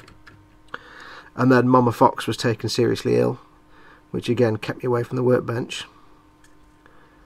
And although things are kind of back to normal, I've just had a lot of other things in real life that have kept me away from the bench for long periods, so I've been really struggling to get. So basically what would take me a few weeks to do, Jordan's Strike Rouge or Tori, has taken me months just because of real life and stuff getting in the way. So I'm hoping that once that's done, I've got to do a little U-boat build. I'm hoping that I've got to get on with George's Sazabi. That's going to be mostly brush painting. It's going to be airbrushing as well, but it'll be more brush painting and stuff. It's going to be weathered and things, but I'm hoping that will take me a bit less, because it's a more complex build and more painty, but it'll be brush painting, which I've just taken a lot off and I still need to do it. It's more brush painty stuff which I can just crack on and get on with. Airbrushing at the moment as well. Airbrushing is a real mojo killer for me. The downside of discovering Warhammer and the joy of brush painting is that now airbrush painting just seems real kind of a pain in the bum. All the setup and getting everything done, it's like, oh, can I just brush paint it?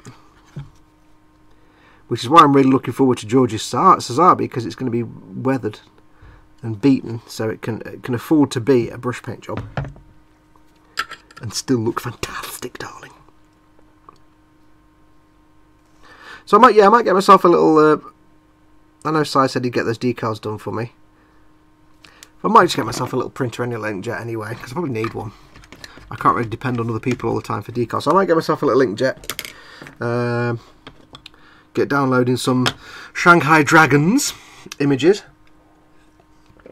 I don't think there's any white in them, which makes it nice and easy for printing out. So that should be quite good. So I'm looking forward to doing that. You'll be glad to know, George. I need to get everything else done first. Right, so let's have a quick look at chat, then we'll do the stickers. Molotov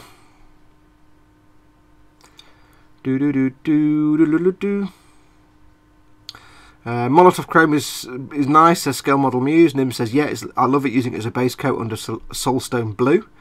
When you use the Molotov, do you use it neat or thin, asks Deaths0079. Muse says, I use silver and it's slightly off. I like the chrome to be chrome. I use it neat for the market. I've not had any problem with it on an airbrush, says Nim, about the Molotov Chrome. It's quite thin. How do people paint figures like Space Marine Heroes Series 2, says Ginana Nueva. It takes a while. It takes a while. Have I got a Space Marine that I can show you? Not without getting my battle case out. But yeah, it takes a bit of practice. I am doing it at the minute. There's a video series it's on my channel. It's the Warhammer Conquest. Now I'm in the middle of filming episode 3B, and it's all going to be following the painting as it's laid out in the magazine. But I am going to paint some of the figures and some of the bits properly. The stuff in the magazine is going to get you to paint them to look nice. Sort of nice-ish, I think. They're not going to use as many paints as you would. But I'm also going to paint one or two of the bits and bobs as I would normally paint them, so a lot more complicated, using glazes and other things that the magazine won't even tell you about. So keep your eye on that. If you want to see how to paint some Space Marines, although they're not the best paint job in the world, there's a build series on my channel for the Storm Wolf, Space Marine Storm Wolf, Space Wolves Storm Wolf. And one of the episodes in that, I think, if I remember, one of the episodes is painting the Space Wolves, Space Marines that are in it. They didn't come out fantastic because it was my first time painting Space Marines, but they came out all right. But it takes a while. It takes a while. Should I? Hang on, let me see if I can find one. If you give me a moment, I'll show you one. I've got some done. I've just got to find them in my enormous case. So there'll be me off camera for a second. If I'm lucky, they're right at the top. If I'm not lucky, they won't be right at the top. Are they right at the top? No, that's my AdMech. They'll be here somewhere. I'm going through my foam bits. Foam bits. That's somebody else. That's not Space Marines. Space Marine. But are you? They're here somewhere. Oh god, where are they? Finally, I think I found them. Hang on. It's a big box, this, you know. It's a Crusader case. It's massive. Let me find one, a random one. Pull him out. There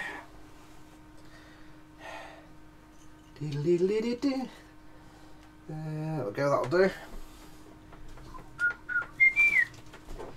Try and manoeuvre my chair around now. There you go, there's a Space Marine painted up to look like a Zaku. Well, not painted up to look like, but painted up in. I'll see if I can focus on it for you. Painted up in Zaku colours, or reminiscent of Zaku. So he's got the light greens and dark greens, and he's got the black sort of bits as well. He's got a little bit of gold trim because you should always have gold trim on a Space Marine. Space Marine! But yeah, I'm quite pleased. I've got a whole squad of those. It just takes time.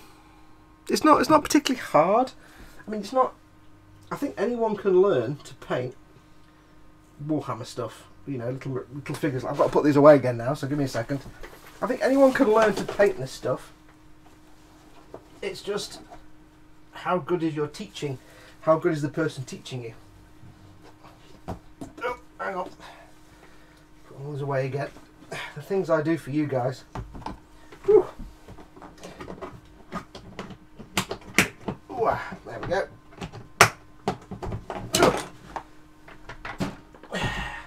Yes, it's not hard to learn. It's not hard to master the skills because it's not too complex. I would say if you're really starting out, go and watch Warhammer TV, the YouTube channel. Go and watch Duncan paint some stuff. He'll get you painting stuff to a tabletop standard. And it's not the most complex. It's not lots of advanced techniques. It's really basic techniques, layering and shading and things like that, edge highlighting. There are much more advanced techniques, but he'll get you definitely painting to a tabletop standard with very little hassle. So give it a go. Give it a go. I've forgotten who asked that now. But yes. So what's chat doing before we go and do the giveaway to stickery things? George Gabriel, I am excited. What is that about your Sazabi? I actually can't wait to get started on it, but I've got to do that little U-boat first. So, what do we have to put for last week's giveaway? Says Jamie Bone. I need on last week's video. If you want to win this week's giveaway, which, if you recall, is the let me zoom out. We'll do that in a bit. If you recall, is the VF-1AJ Valkyrie egg plane from Hasegawa. You need to put a comment on last week's live show, which is an amusing but not necessarily correct fact about eggs. Or you could just put a comment. It doesn't really matter at this point.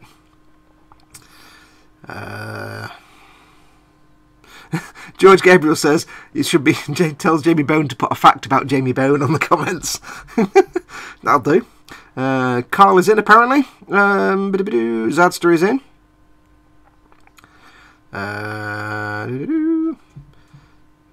Oh yep, there's Carl. I couldn't see Carl's comment. I could just see everybody saying hello, Carl, which is why I said he was apparently in. Jonathan Hanna, yeah, that's a nice looking model. Oh, thank you. I made an investment in my painting and bought a magnifying visor thing, said Zadster. Yeah, it's great. This cost me, I mean, this is about 15 years old now. It cost me probably about 10 quid from my local Hobbycraft about 15 years ago. I painted on the shark mouth because I had to go into my local Warhammer and do some painting for the manager there. I had to paint some Stormcast Eternals, and I was going to be sat, I was going to be the only, because I'm the oldest man in the world, I was going to be sat there with this visor on painting, and I thought, I don't look like a complete old kiddie fiddler chump bloke sat in the corner that everybody's going to avoid. So I thought, I'll just make my visor look a bit more interesting, so I just painted a shark mouth and shark eyes on it. Just so I didn't look like a complete doddery old fart sat in the corner painting me miniatures. I'm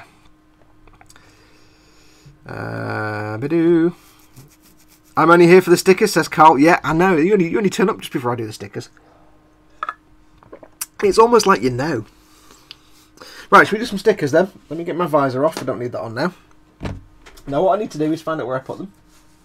Where did I put them? Right, we have some stickers we have. Model Making Guru, Team Inept. I also need a pen of writage. On this sticker, I shall write the word plums. On this sticker, I shall write the word butts. On this sticker, I shall write the word wriggle. There you go. Random words. I don't know why I do that. It's just fun. It's just fun. Where is my Warhamster? A good question. Hey, I've had time to draw Warhamsters. I don't know. Carl at Make a Model says, been playing Destiny 2 since it was given away for free. What are you playing on, Carl? Xbox or PS or PC? Do. The visor was £13 off eBay. eBay gave me a £10 voucher. Woohoo! Brilliant.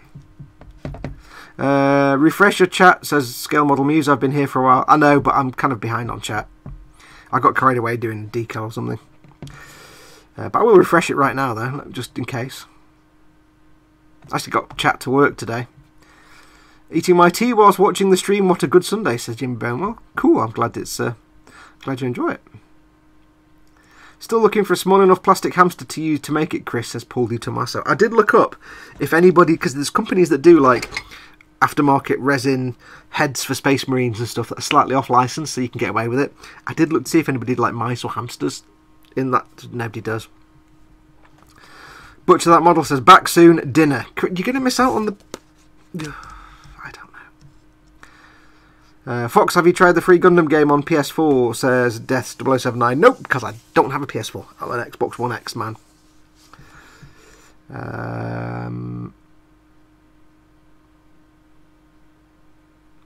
As Carl said, what he's playing it on. Making models. Oh, PC. Ah, right, okay. Ooh, is it free on PC too? Says Chris. I got testing Destiny 2 on the comp, says Scale Model Muse. Yeah, I'm not a PC gamer, man. I'm a console gamer. Far too lazy for PC gaming. Right, let's get some shizzle done. So we're going to do some question giveaways. Before we go anywhere, as always, what we'll do is I shall ask a question and you shall answer it. And whoever answers first on my screen, on my chat here, will be the winner. Keep in mind, of course, I see the chat differently. I see the chat as YouTube receives your comment. You see your comment instantaneously because it's going from your computer to your computer. I'm seeing your comment when it comes in because it goes from your computer all the way around the universe to YouTube's server. So it depends where you are. So yeah, so just your chat might not match what I see. Anyway, let's have a look. Let's see. Now, if you want to, if you haven't sent me one, you can send me an email to fox@modelmakingguru.com with a question. And that's out of focus. Oh my life, that's out of focus. Hang on. Here we go. Send me a question and answer to fox@modelmakingguru.com, and if I use your question and answer, I will send you a sticker. I need your name, your question, the answer to your question, Dave, and your address, so I know where to send the sticker to. If you don't include address, I'll assume you don't want a sticker, or I'll just, you know, whatever. So right, let's do some stickers. I shall do one. Against my better judgment, I will ask this one. This will be very quickly answered. This is one from Chris Williams in down south, age 7 3/4. Is everybody ready? Remember to refresh your browser and drag the slidey bar across the right first before we get going, so everything's in, because video and chatting will be out of sync by now.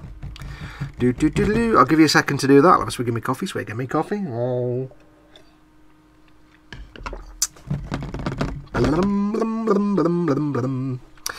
Right, are we ready? I just thought I'd show you the stickers I got from my Cracker Jacks. Had a cool dog in it, so I've got my Cracker Jack stickers on my wet palette. Right, are we ready? Right, first question. I expect this to be answered very, very quickly. Has he spelled that wrong? Oh no, alright. Question from Chris Williams, which is, are we ready? Who are the enemies of the goddamn Transformers? Go. Who are the enemies of the Transformers?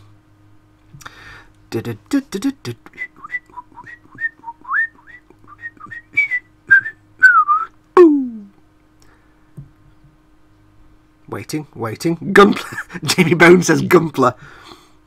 Carl at Making Models says Decepticons. Well done, Carl. You're the first in. So yes, indeed, it is the Decepticons of the goddamn. Oh, I'm not even gonna say it. I'll send you a Team Inept sticker. Now, this one you will actually get with your name on, because I've only got so many Team Inept. So the Team Inept ones, if it's got your name on it, that's the sticker you'll get, because I've only got a few of them. If you get in a Model Making Guru one, I can't guarantee that the one that your name goes on, if you win one, will be yours. You just get a random one. Right, there you go. So that one is done. Let's have a look. Let's have a look. Have we got any more questions? Okay,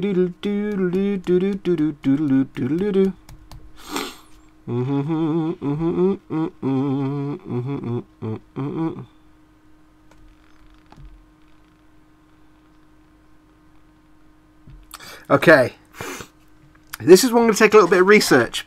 This is one from Nim.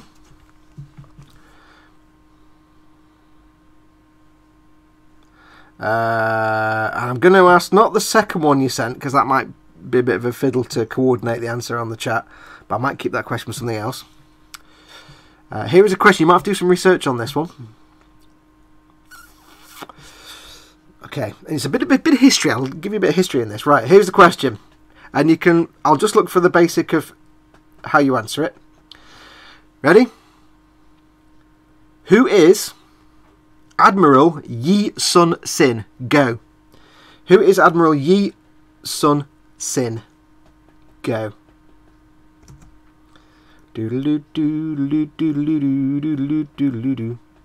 Diabetes, says Gaz Vickers.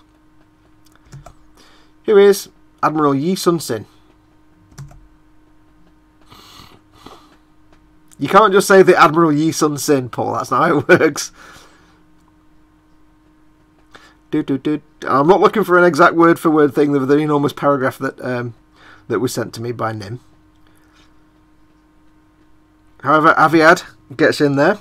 Admiral Yi Sun Sin was a Korean naval commander famed for his victories against the Japanese Navy during the Imjin War with the... It's moving too fast. Joseon dynasty, who became an exempt... And he's finished copying and pasting there. In fact, you've copied and pasted the exact same paragraph. Because the paragraph continues, who became an exemplar of conduct on both the Koreans and Japanese. Despite the fact they had no prior naval training, Admiral Yi was never defeated at sea nor lost a single ship under his command to enemy action. And military historians have placed him on par with Admiral Horatio Nelson as one of the greatest naval commanders in history. There you go. Because, of course, it's not Western historical fact. None of you knew about it. Very few of you. Because we're very Western-centric. There you go. So, yes, well done, Aviad. You've won yourself yet more stickers. You know what to do. Send me an... Oh, by the way, Carl as well. Send me an email, fox@modelmakingguru.com. Carl, send me an email saying you won the Team Inept sticker. Aviad, send me an email saying you won a Guru sticker. And it is in no way guaranteed that you will get that specific one with butts written on the back. You just get a different one, probably. You might get it. I don't know. Right. Curse you, Aviad. I decided not to copy and paste. Haha, says Cy Reynolds. Yeah. And I know Aviad copied and pasted it because it's word for word the answer that Nim sent me. So well done to everyone that answered that. What an easy question, says Paul at Team Inept. Captain Birdseye Boss. Aviad says, totally didn't copy and paste that. Totally did, because it's exactly the same wording. Let me read Nim's email. Admiral Yi Sun Sin was a Korean naval commander famed for his victories against the Japanese Navy during the Imjin War in the Joseon dynasty, who became an exemplar of... You see, I don't mind copy and paste. It's about speed, it's tactics. If you copy and pasting is fast, do it. It's all dog eat dog in this world, man. Leader of the Decepticons, says Trottenchard. Oh, hello, Trottenchard. You will learn something also. Help me, dog, says Nim. Yes. This is the thing with Western history. We tend to ignore Eastern history or anything that isn't Western history. There's so much goes on in the world that we don't know about because it's not newsworthy or it's not history-worthy. You know?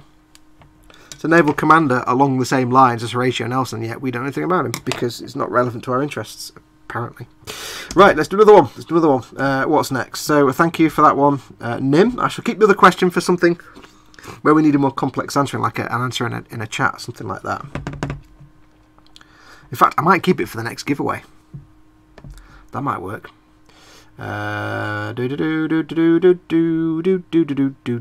Yay, George has sent me his address. Well done, George. I shall get the books and shizzle sent off to you ASAP. I might include some treats. Just because, you know, just because. Right, so we haven't got another question. Nobody sent me any more questions. I've got another question from Nim, but I'm going to leave that for the next wheel of giveaways, I think, because it's more involved. I have to read it and check things off on a list. So I'll make up this question. Let me look around the room and see if there's anything I can have a question about. Can't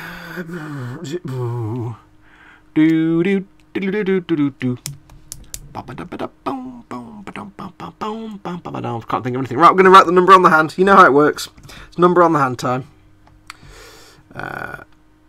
I doubt they know our history, to be fair, says Deaths 0079. There probably is a bit more wide knowledge of Western history and Eastern cultures. Well, maybe not. I don't know. I love giving him history questions, says Nim. I like reading them out. Who is Horatio Nelson, says George Gabriel. Go and sit on that naughty step and think about what you've done. I don't know. Then there are those of us who practically live at the library when growing up, says Scale Model Muse. Not everyone has to Google it. Well, that's true. That's true. Doodaloo-doo-doo-doo-doo. Sodding Wi-Fi connection, says Osric 9000. George Gabriel says that Horatio Nelson is some guy Captain Picard talks about all the time. He's a legendary Royal Navy captain. Everybody's answering a question I haven't asked yet. Aviad says, let's be honest, if they don't make a video game about it or turn it into an anime, we know shit about Asia. Number pads at the ready, folks, says Simon Reynolds. Oh, some British dude, says George. Yes, Royal Navy. There you go. You know, the Brits, the ones that whooped your ass in the War of Independence. Or whatever. Moving on. Right, so, let us write a number. Off NCIS, says Earl D. No, that's the other guy. Right, let me write a number on my hand.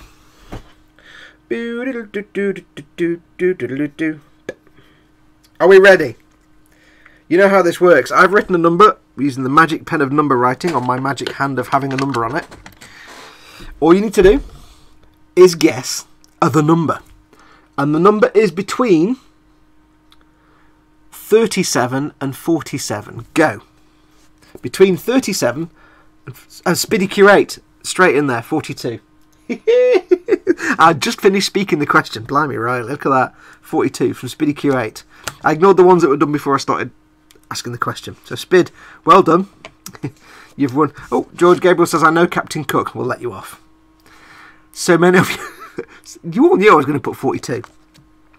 So, Spid, I've put my pen away now. So, Spid... I can't get my pen out of the box now, hang on. There we go. For you... I'll do a little spider. There you go. And he's hanging the wrong way around. That's from his web there. I don't know why he's hanging up. So, Spid, that's yours. You've got plums. There's no guarantee at all you'll get that. You'll probably get that one. And Aviad, somebody else will get yours with the spider on it. So, well done. Then what's this from George? We put your flag on our flag because of him. The answer is, and then we killed... hang on. We put your flag on our flag because of him, then we killed him when he came back. Helium spider, yay. Yeah, it's going up. It's going the wrong way. Spider with his wang stuck to a tennis racket. Oh dear, Paul. You're obsessed with widges, aren't you? Paul is a widge obsession, I don't know. Right, well done. Well done for stickery stickerness. Everybody's awesome. Lots of things given away. Now, it is time to give away... Where's it gone? It's time to give away... I keep looking at my screen to read the number that's on the box in front of me. The VF1AJ Valkyrie. So, I need to do a big burp. What we need to do is we need to go across to the infinite screen of the internet. So let me just press some buttons very loudly. You should find it will be infinity. Here we go. So here we are. Here is last week's video. Now what I shall do first and foremost, if you haven't answered now, you're a bit too late because I'm about to hit refresh. Running to game when you hear about... Shut up with the video. Oh, skip ad, there you go. Right. So, this is last week's video. Now you know how this works. If you've not put your comment on by now, you're too late. I asked you to put an amusing comment, not necessarily true, about eggs. We have Extraordinary from Brian Costello. Philosophically speaking, which came first, the chicken or the egg from JS Idaho? Yes. Aviad Madar says, I agree with animal rights activists. Poaching is disgusting. Eggs should not only be served fried with a side of bacon. Works for me. Pascal Lever says, in Japan, egg yolks are orange because of the red peppers in their food. Cool. Eggs are not round, they are oval. Says Jamie Bone. Technically, they're ovoid. I don't know, because they're not equally oval. They're kind of pointy at one end. Let's have a look. Eggs are bigger than peas, says Carl at Making Model. This is true.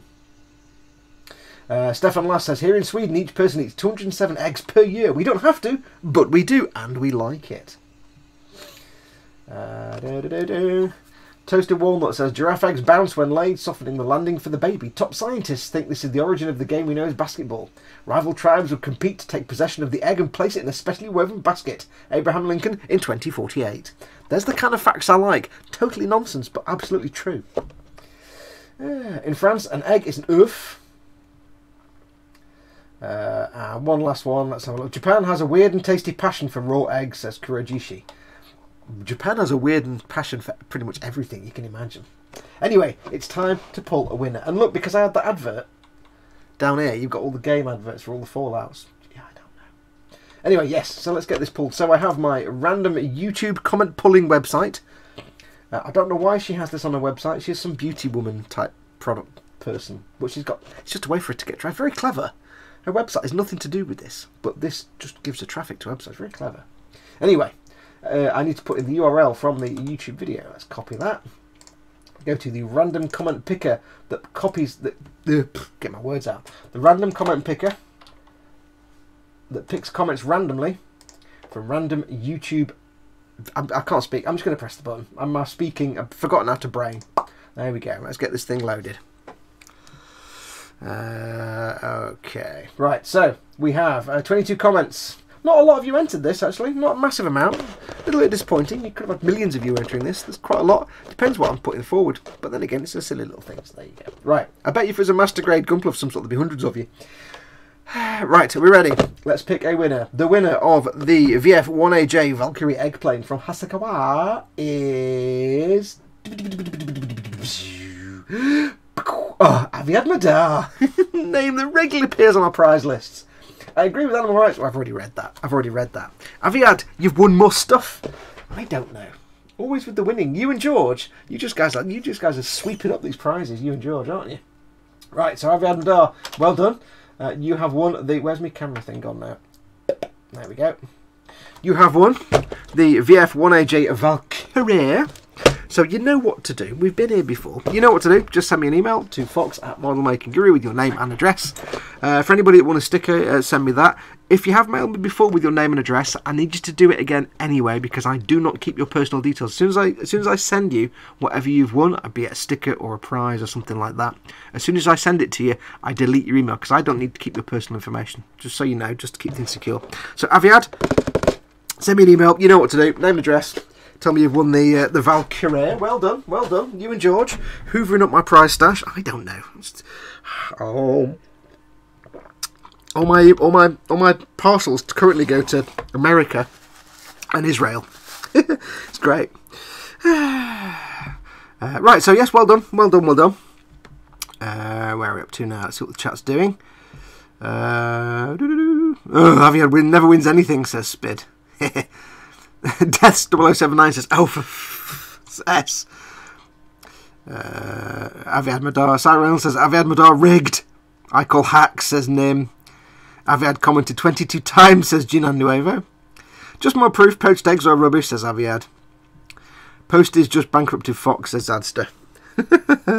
It's not that bad. Bizarrely, Israel for some reason is cheaper than America. America's nearer, Israel's cheaper. I don't quite get that. Cyril says, Aviad Madar, Fox, you should just send the new Gundam I entered for the prize pool now, lol. Yeah. I've been thinking about that, actually. I can see it. It's up on my shelf there. I can see it. I am thinking, because this channel's on about 19,500 subs now, I'm thinking we might keep that new Gundam that you very kindly sent to me. It's like 80 quid worth of kit. We might keep that for a prize for something like we've hit 20,000 subscribers or some kind of milestone where it deserves a bit of a good bit of a celebration. So it's up on my shelf at the minute. That might be a proper good classy giveaway prize. That something really good to celebrate, rather than just a giveaway for the weekly show. It might be something that's worth a giveaway to celebrate something really cool. So yeah. Do it. I like that idea. Yeah. So when we get to 1 million subscribers, everybody get all your family to subscribe. Get me to 1 million subscribers by this time next week, and I will give away a Master Grade High New Gundam. Yes. Think of the income. Ooh. I've only ever won one thing. Well, a ton of stickers, but only one big prize. It's the ton of stickers. No, I'm only joking. I don't care who wins. I just like that somebody wins. It doesn't matter to me who wins. If you win 15 times, that's fine. As long as everybody's having fun and somebody's getting something cool, that's all that matters to me. It doesn't bother me one jot who wins. Sir, I'm not going to sing that, but Spiddy Q8 says, celebrate Gundams, come on. I can't sing it for copyright. George says, I need to save up all of my lookup for that new boy so my Sazabi can beat it down. Oh, fighting talk. You never know, George. You might win it. Right, more decals. Oh. Time well. We are on 5:10. Ages yet. Let's do more decals and things. Let's see what we have, apart from the sniffles. Where can we put little decals and markings? Have we got anywhere we can put big markings? Or are we just doing little warning symbols now? Let's have a look and see what we've got. Come and knock on my door. No, copyright. Shut up. I don't know why that just popped into my head. It's not even a series I ever watched. Not really anywhere to put any big marking-y type of decals. I could get one on here. Perhaps. I could get something on there. Perhaps. What kind of size do we want? Because I could put something there, but it's going to be totally covered up by the turret, which will just hide anything that's underneath it. Which is a shame because it covers up this lovely detail here. Which is a bit of a shame. Just check my YouTube, my stream key hasn't changed. There was a Streamlabs update there, may have changed. No, I think what happened was, when I set up this stream, I set it up but did something wrong, so I deleted the event and it reset my stream back to default. So I think for some reason it then, if you've got a YouTube channel and use live stream, you'll know what this means. You have a live stream page, you set up your stream and schedule it, and it creates an event. So what you're watching is an event with its own URL, which is what we pasted on our page. I deleted the event I set up because something wasn't quite right. It was showing the wrong thumbnail. So I deleted that event, but then it wiped my live settings page back to default, and I think it generated a new stream key, and I think that's what happened. So my Streamlabs was still set to the stream key because I didn't know it would do that. There's no reason for it to do that. It doesn't need to change the live event because I rescheduled the because I cancelled the event, but never mind, it decided it wanted to. So go figure. So it will, because I deleted the event, but it seems a bit rubbish that it did that. So yes, yours won't have changed, Chris, because you haven't deleted an event anytime soon. But if you ever delete an event that hasn't gone on yet, like say you schedule, basically if you schedule an event, if you schedule a live stream on the live stream page, and then before it goes live think, oh, I need to change something, I'll delete the event, you need to make sure you check your stream key. Stream key. Streaming is at the same time very, very simple and stupidly complicated. Thankfully, if none of you tried this, I do recommend streaming. It's actually quite good fun. If I could just do all my video content streamed instead of like pre-recorded, it would save me a lot of hassle. But I can't, unfortunately. But it is actually good fun, and it's the actual process of getting a stream from your computer to YouTube is very simple. It's copy and paste one piece of information.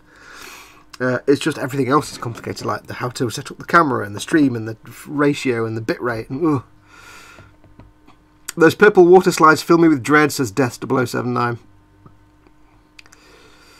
On what? Remind me. There was a Streamlabs update there, must have done something. No, it wasn't the stream keying or Streamlabs that was wrong. It was Streamlabs was pointing towards my original YouTube stream key. I just hope that nobody else had that stream key, because it would have been popping up on somebody else's channel. George asks Chris at Gross Models if he's streaming tonight. Yes, once this show is finished, don't forget tonight at 8 PM GMT, I got it right, 8 PM GMT on Chris's channel, Gross Models, which, if you click on his blue name, he's got a spanner next to him, that takes you to his channel, and you can subscribe to his channel. Then, what was I talking about? No idea, my brain's done a brain moment. Yes, he'll be streaming his follow on Warhamster live stream, which is him doing, I've not zoomed in, have I? Hang on.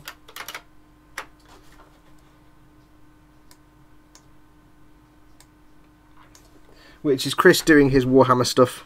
He just does like a complimentary evening stream, because he's working on his Eldar floaty Jabba sail barge type thing. And then, once he's done that, he's got something else to work on that happened to arrive just a few days ago. Because apparently, he doesn't know it, but now he's actually hooked on Warhammers now. Not that he knows it, but he is. Sorry, just clearing my throat there. So yeah, when the stream is finished, go and have your tea. And then go and watch Chris's stream at 8 PMs. I shall no doubt join into the live chats, unless I'm in the middle of my tea, obviously. And I have told, that's not the right brush, I have told Chris that I will do him a Warhamster logo if he learns how to paint Warhammers properly. You know, doing like the shades and the layers and that.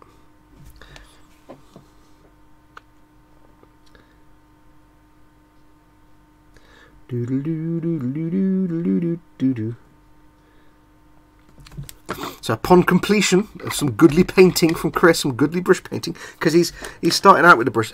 He's not new to it, but you know, it's a new thing for him. So it's a goodly motivation for him to get fabulous. Is that in the middle? Yeah, near enough. I'm researching paintings, says Chris. That's impossible, Foxy, says Muse. Hooked on Warhammers, I can't believe that can happen, says Borry Models. Oh yeah, it's impossible to believe that anybody could get hooked on the Warhammers. It's just not even conceivable. It's not something that could happen, surely, not even possible. Right, what else can we do? Let's have a look, I'm going to put a decal on this hat that nobody can see. I need to put something here, really. What have we got? Warning decals. Anything warning decals? I like this Principality of Zeon one, but it's a bit too big. It's a little bit too large. Have we got anything else that says Principality of... I've got lots of things that say 280mm bazooka, but that's not really relevant. I know what we could do. Ooh, yeah, I know what we could do. See this black and white checkery one? See this big barrel on this gun? You know where I'm going with that, don't you? You know where I'm going with that. Oh, yeah. I think what we could do, what we're required to do at this point, it's almost a contractual obligation, is to put some black and white checkeries. Although it's going to look a bit, might look a bit orcish. Don't want to look too orcish. What else have we got? Anything on here? No. Nothing on there. What else do we have going on? Any similar lines or stripes?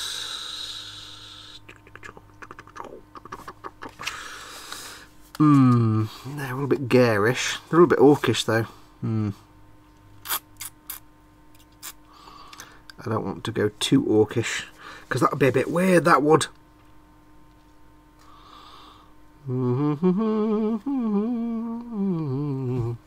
was almost there, Wolf. I think what we shall do is we shall I'm going to use in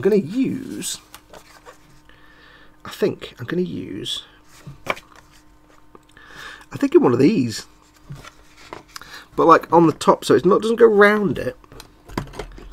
That was a bit loud. It doesn't go round it, but it goes along the top. What's this? I have asked you, Foxx in bed, for the Night Hunt's black coach for Christmas. Cool. Who's going? MM. Oh, model. See Muse, thanks for coming in. I always notice people leave after they've gone. Quitting smoking for it is good, but you went for Age of Sigmar. It can be bad for your elf. I've missed a lot of chat there. He's doing a banging job on the Dark Eldar Raider though, says Aviad Madar. Thanks Aviad, check us in the post, says Chris. I quit smoking cigs to fund Warhammer a few years ago, Death 0079. Brilliant, fantastic. I've quit smoking for about 4 months now. Not to fund model making, although it will do. It means I've got a bit more money at the end of the month. Because if I was still smoking, yeah, it's ridiculous. So yeah, I've stopped smoking about 4 months ago.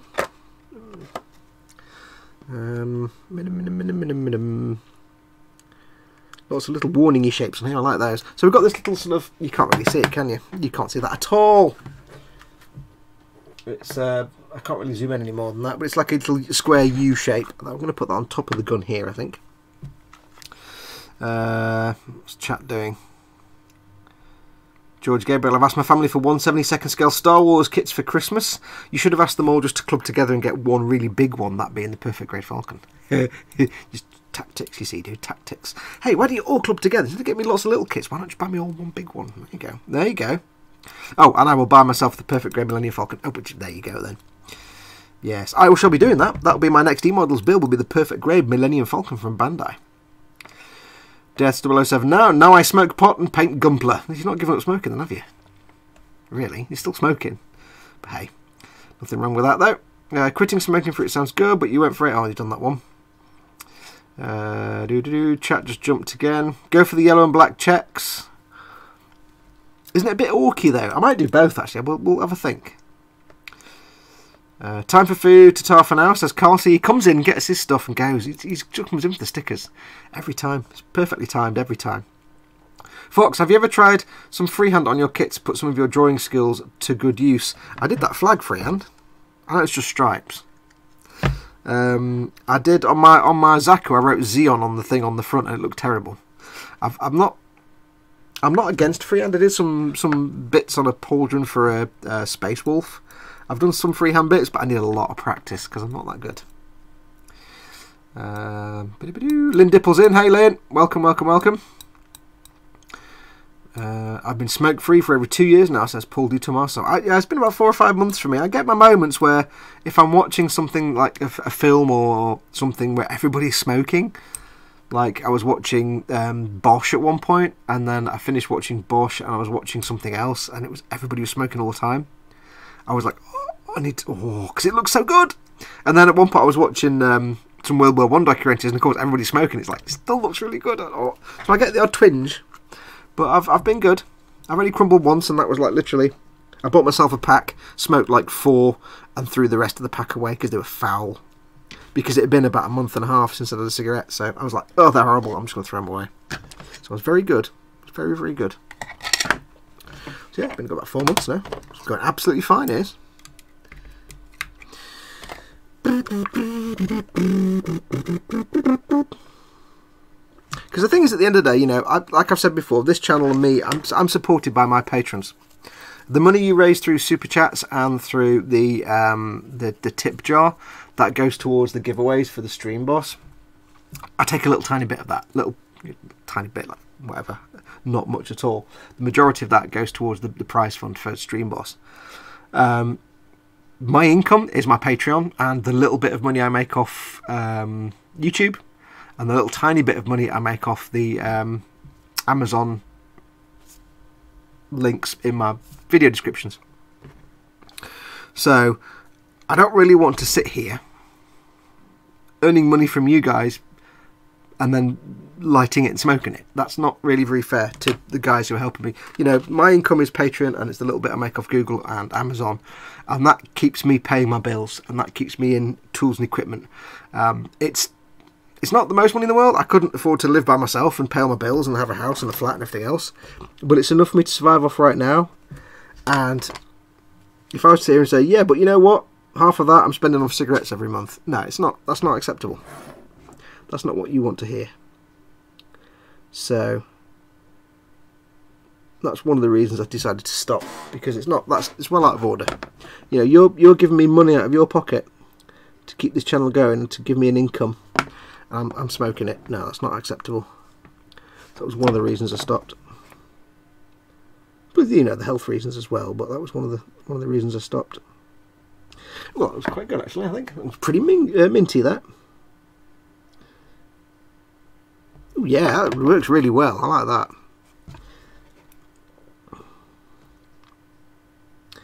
Having said that, by the way, you know, because some of you may not have noticed, I do now have affiliate links in the description of my videos. It'll be beneath this one as well, I think. If you want to help support this channel, as I've said before, to keep me in, you know, food and lights and power and everything, you can become a patron. The address is there on the screen, patreon.com/modelmakingguru. Oops, that moved. God darn it. Patreon.com/modelmakingguru. You can help out from as little as $1 a month, whatever you can and wish to help out with. There are various perks for being a patron. However, you can also, if you want to, If you need to pick some stuff up for your hobby, some model making goodness, just check out the links beneath my videos or beneath this stream. There are some Amazon affiliate links there, which I earn a tiny bit of income from those. If you use that link and go and buy the thing, and it's stuff you'll need, like, you know, brush cleaners or paints or anything like that. It's all model making stuff. I make a tiny bit of income from that, so feel free. And it's thanks to the kindness of my followers that I can do this for my living. This is my income. This is my job. Doing this and doing my videos and running the boom hut and doing e-model stuff. It's my job, and I absolutely adore my job. It's the best job in the world, and it's only because of the super kindness of my patrons and other supporters that I can even consider having this job. I've been a working man since 1990, and I've never been happy in a job until I started doing this. I was unemployed, I had no choice, I needed to earn money somehow, and I decided that I've been working for the man for too long. Dead-end office jobs. I thought, I'm never going to get a chance to do this again. I may as well give it a try. It'll either work or it won't. If it works, brilliant. If it doesn't, I'll resign myself to crappy office jobs. But thanks to your generosity and kindness for the last, what, 2 or 3 or 4 years, I think. I can't remember doing it now. X number of years I've been doing this as a job, as my income. And it's been brilliant. Teaching you guys. What do you do for a living? I teach people how to do cool stuff. That's what I do for a living. Okay, that worked really well. I mean, that worked really well. That's well chuffed with that. Look at that. Oops. How cool is that? That is mint. I love that. I should put one on the other side as well, actually, just to make it match. Oh, that was mint. That was mint-tacular. Just do another one underneath. What's chat doing? George Gabriel, if you do Patreon, you get your name in the credits. You do. Depending on what you do, depending on what you, how much you support me on Patreon, you can get anything from a listing in the credits.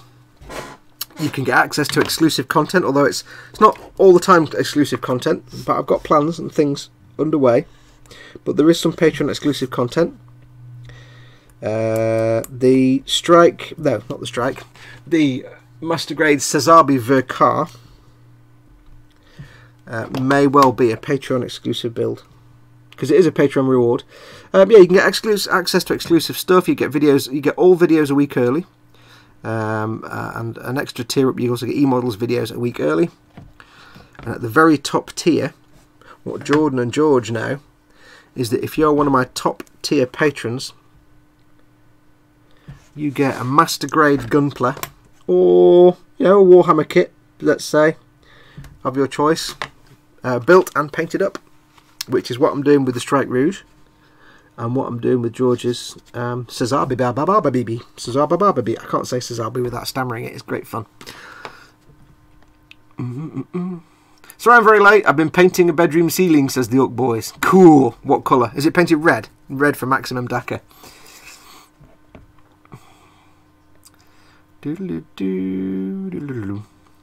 Papering is bad enough, but a ceiling? Well done you. You can be a cam girl, says Deaths 0079. Being self-employed is great, but not sure I could ever go back to working for someone else. Feels claustrophobic, says Adster. That's the thing about me. The thing that terrifies me for the future is if I ever have to give this up and go and do a job, how the hell am I going to do that? I don't want to go back and work for somebody else. Given that my only job experience is either this, which, yeah, good luck trying to get a job doing this for a living, is this, or working in call centres for telecoms companies that I don't ever want to have to do again. Yeah, you can see how that would pan out. I would not be a happy bunny. It would be maximum sadness. That goes that way. Put one on there as well. There we go. So, yeah. I don't know how I would go back to normal, having a job life after this now. I've been doing this for myself, and then going back to somebody half my age telling me that I'm an idiot because I haven't done something right. Yeah, I'm not happy with that. And that's not gonna go down well, is it?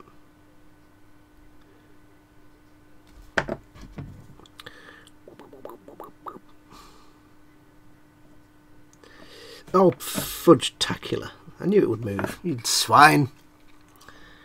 Do-do-do-do. Do-do-do-do-do.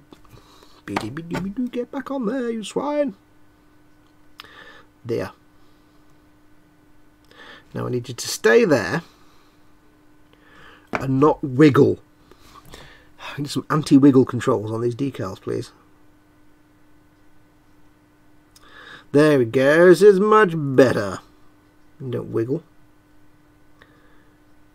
Nicht wiggelgefahrten. Das ist richtig.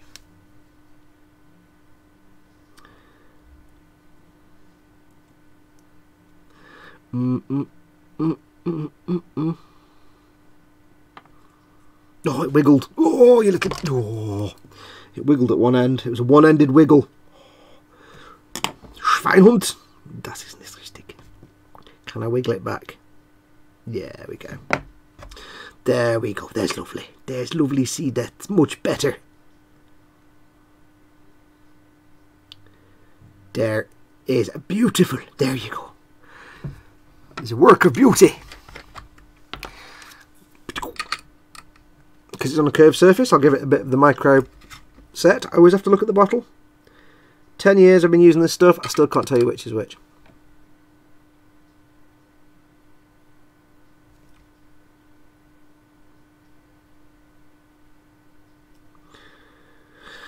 Give a bit of extra on there just to be safe.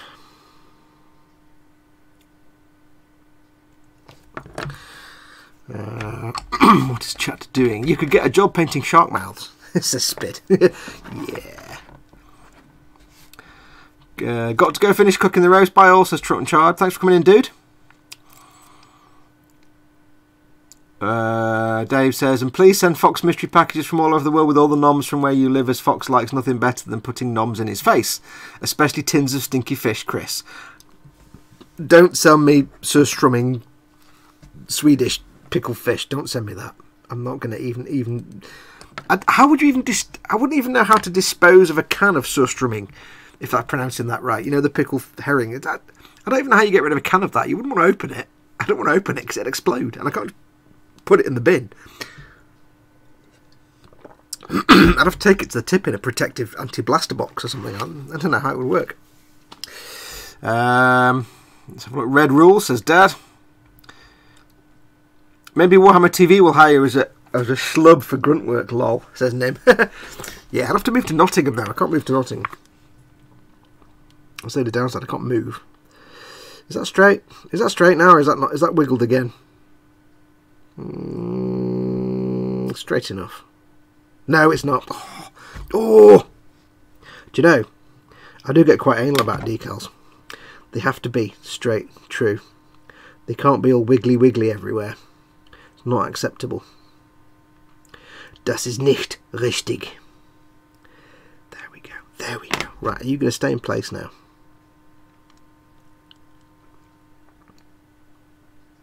Can you imagine me trying to do video content for Warhammer TV? It'd be terrible. Like Duncan and Peachy are the masters of get stuff done in 10 words or less. That's not how I work. But I'll tell you what I am jealous of, and what I wish. If I was to win the lottery, right? I'd still do this. I'd carry on doing this because this is what I love to do. But the one thing I would do differently, obviously have a dedicated studio set up in my garage. The one thing I'd do differently is I would get somebody to be a producer. So it'd be somebody who would be responsible for setting up the cameras, monitoring the camera, checking the focus, making sure it's... So all I have to do is sit down and build. I don't have to worry about editing or anything like that. Oh, that looks mint. Look at that. That's just... Oh. I'll get the camera up for you. Doodaloo, doodaloo, doo. So now we have it on the top and on the bottom. Yes, I'm liking that. I'm liking that quite a lot, I am. Yeah.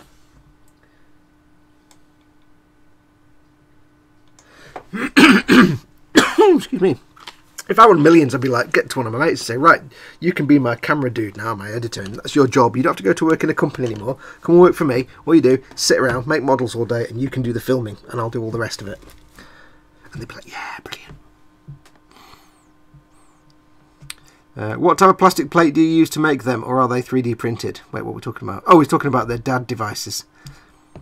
Death0079 is off to Primary's HG Gerbera Tetra. Thanks for the stream. Thanks for coming in, dude. Hopefully see you for the next one. Every Sunday, 3 PM GMT. Later Death, says Dave. Strange sentence.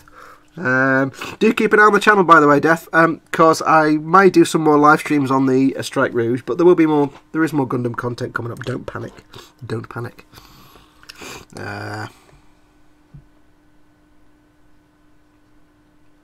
Speedy Curate, best laugh of the day, Curate. A program for slicing 3D files for printing has a plugin called Barbarian Units for changing millimetre to inch. Barbarian Units.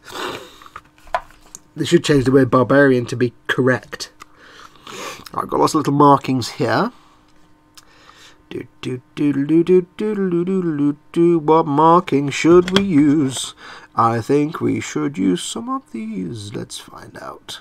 If one of these little square things fitted something on this vehicle, it'd be perfect, but I bet none of them do, which is a crying shame. I know what we can do though. Can I get that on there? Ooh, there's little curvy arrows that would look really good if I put them where the spinny handles for the doors are. See if I can do that. Let's see if we can do that, shall we? They might not be small enough, but it's worth a go. It's worth a wang. That's number wang.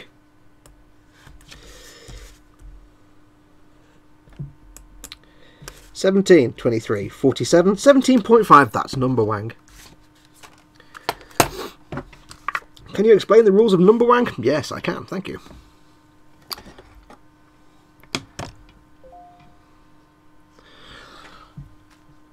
Ooh, Jonathan Hannes sent me some questions in, so thank you, Jonathan. We'll use those next time. Next time. What is everybody having? Because it's getting towards tea time now. We're running a bit late today because obviously I started a bit late. What's everybody having for the tea today? Speedy Curate says Mitchell and Webb. Yep, that's number one. Actually, I hadn't seen that for a long time. I'd forgotten all about it until I saw a clip of it and somebody put a gif of it in a thread on Gizmodo at one point. Not Gizmondo, that's something else completely. Jeez. I was like, oh god, I forgot about that number one. 17, 27, 32, 448. That's number one. Roast chicken with all the trimmings, says Jamie Bow. Oh yeah. Oh yeah.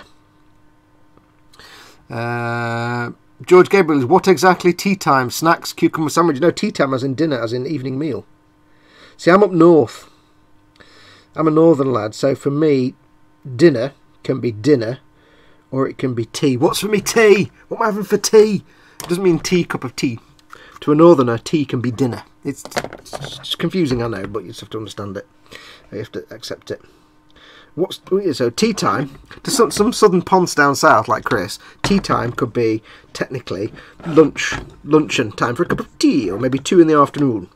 To me, tea time is get home from school or work, sit down at the table, have your egg and chips and beans and butty and bread and whatever you're having. Northern food, proper northern food, whippets and black puddings.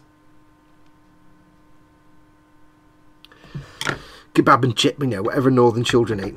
Kebab and chips.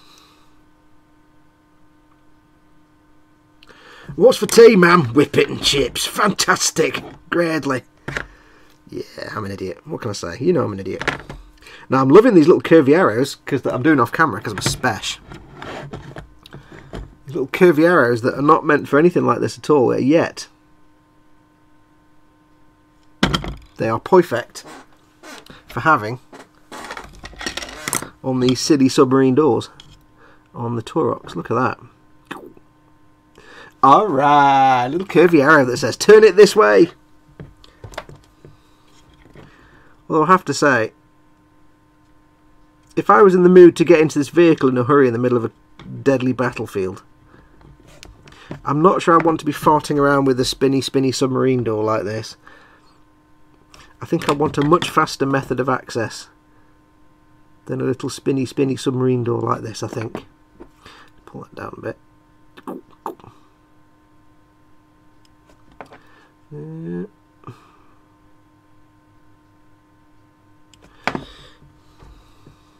But the fact that on this... Oh, fudge! No, come on, you're messing with my chi now. You're messing with my chi, boy. I ain't gonna take that. Oh, spoons. Right, stay there. Don't move.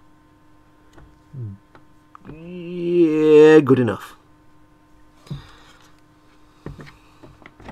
What are we talking about? I've got no idea now. Yeah, so tea is dinner, as in evening meal. Doodle-doo-doo. I think for my dinner tonight, I shall be having... I do recommend this if you live in the UK. Now, I can advise you where to get one of the things I'm going to have tonight, but the other thing I don't really know. In your local spa shop, go to the freezer section and they have 2 bags. They have many things in there, but one of the things they have in the freezer section is 2 bags. One is paella, or paella, in a bag. It's like a big bag, it's a big bag of frozen paella that you just bang in the pan and heat up. And one is a chicken biryani, I think. It's basically just rice with chicken and vegetables, and the paella is really nice as well. Get one of them, because they're really nice just on their own. And then, I don't know how you're going to find this, but my local corner shop has this curry. It comes in a box in the freezer section again, but you can microwave it. And instead of the usual thing where you get... oh, I can't put that on there, can I? Instead of the usual thing where you get like a curry and it's got curry and rice, this is just the curry. There's no rice in there. Is that going to work? That'll work. We'll figure it out. So it's just the curry, and it's like a beef madras. It's really nice. I get that and I combine it with either the biryani rice or the paella. It actually works really well with paella because it's chicken and prawn and everything. It's like, oh yeah, bit of that, lovely in my face. Might have that for my tea tonight. Paella. Can I get this round there at all? Can I get it round that corner? Beep beep beep beep beep beep.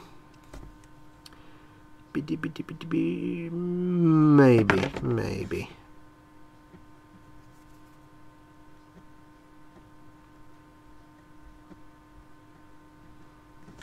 Brilliant use, these little curvy arrows. I was really pleased with that. Don't need any micros. I'll go in with the micro salt. So that's my tea for tonight, possibly. Beef madras with paella as the rice. Yeah, lovely.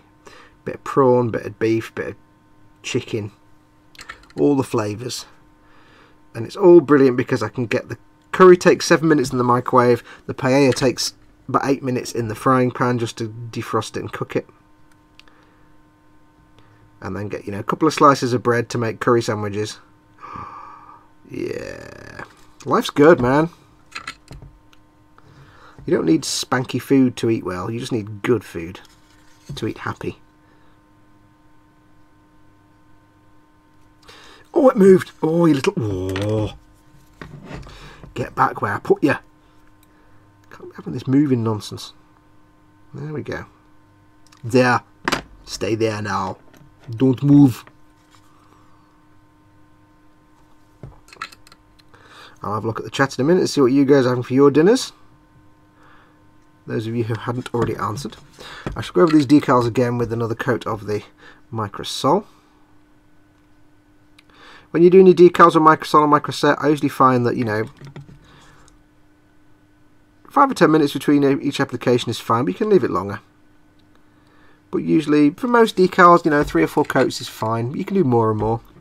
If you ever watch Tony, Helgen35, my good mate Tony, on his channel where he did his motorbike, and he had all the decals on the motorbikist's helmet, it took him like 20 coats of Microset and Microsol just to get them to flatten down to the helmet shape. but you can. I hope you can see that. You might not be able to. I can't be see there, but even with just like 3 coats of microsol and the initial coat of microset, the white bit of the decal that was in the ridge between the 2 doors, that's now sucked down into there and looks painted on. So when I put a pin wash through this gap here, which I will do later on, it'll go black and it'll cover up that decal, and it'll look like the decal is painted across the gap. That's why you do microset and microsol, or Mr. Mark Softer and Setter, or your Tamiya decal solution, anything like that. The whole point is to make the decal stick down to the surface flat and snug and settle into any recesses. It's very important.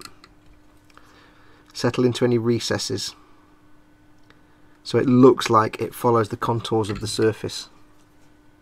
Far too many times you get a beautiful, I've seen it many times where you get a beautiful built kit and painted, somebody's painted it really carefully, and it's come to the decals and they've just slapped them on, and you've got like, say, an aircraft wing with lots of little panel lines on it, and the decal just sits across them, and it's like, you know, it's supposed to be like painted onto the surface of the vehicle, right? It's not actually a sticker in real life, it's meant to be painted on there. But they just put them on and leave them. It's like, no, you want it to look like it's painted on, you want it to conform. That's what microset and microsol do. The advantage of the microsol though is it also, like I said, it thins the film a little bit. Particularly cough today. Thins the film a little bit, and after successive coats will help it to look more invisible. It'll be less visible, so that when you do eventually put on your final gloss coat or matte coat, whatever you want to finish the model with, it'll look a little less obvious, like a decal, and more like it's just painted on. Right, what's chat doing?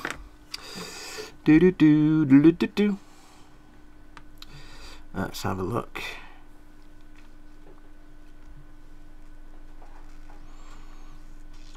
Jimmy Byrne says roast chicken with all the trimmings. Parascale Modelling says, where are you filming from? Location. I'm in Manchester in the UK. From my house. Scott Sullivan's having roast chicken. Ooh, yeah, it's Sunday, so roast chicken dinner. Dave said, I had it. I thought Pip was doing roast dinner. It magically changed into a huge fry up. Oh, much better. Just had my lunch, so I'm good till later, says Paul Di Tommaso. Mixed kebab, chicken and doner, says Gaz Vickers. Get in. Nimson Doreen says, I'll be sleeping at dinner time, but for lunch probably some microwave burritos before going to sleep. Oh, I've never had a burrito in my life. Ooh, dinner. I just ate breakfast, says George. Is dinner lunch, says Chris. No, dinner is evening meal. Lord Barkley had his dinner at 3 o'clock. Schools have dinner, ladies, says Chris. Just had dessert apple pie and custard, says Lord Barkley the Third. Ooh, yeah. Can't beat it, whippet and black pudding sarnie, says Butcher that model.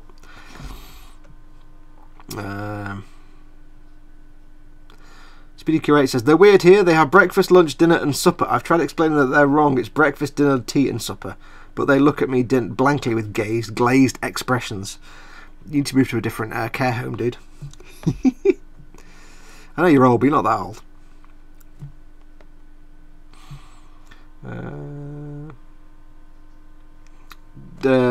Dave, who is probably the most southern person I know, says, talking about whippet racing, down mud whip portion of chips and scrapings in newspaper to my shandy drinking soft southern wife. Yeah, that's kind of northern. That's more Bolton, Preston accent, that.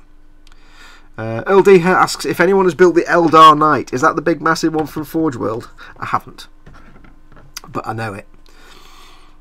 George, I'm northern like Fox, so I type in northern slang. But you live in Portsmouth. You live in like France almost. What's that all about? Sounds like a variation on Chicken Supreme. Ooh, Chicken Supreme. It's only 12:44 PM here. Dinner is around 5, says Paul Di Tommaso. But there's always time to plan your meal. I start planning my meal the moment I wake up. By plan, I mean imagine eating it. I don't mean plan as in cooking. I mean imagine eating it. Which kit is this, mate? Says Parascale Modelling. I'm working on the Turox Prime for my Tempestus Scion army. I'm building an entire army themed. It's an Imperial army, so it's got like Scions, Space Marines, Imperial Guard. There's going to be some Death Corps Krieg in there. It's all going to be a Warhammer army, an Imperial Guard army, which I intend to play, but they are themed on the Mobile Suit Gundam universe, Principality of Zeon. Hence, it's got little Zeon markings all over it.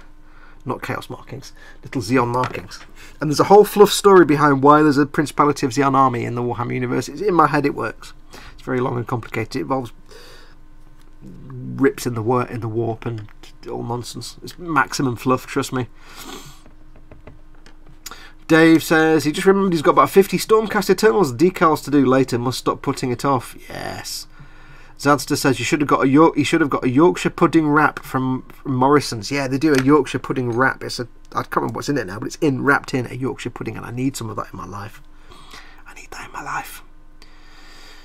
They are okay, says David. Butcher that model. George, a Whippet is a small greyhound type dog. Yes, but it's spelt Whippet with an E, not an I. Whippet. Just so you know, Dave. Shall I put that in chat just to annoy him even more? I'll put that in chat. Hang on.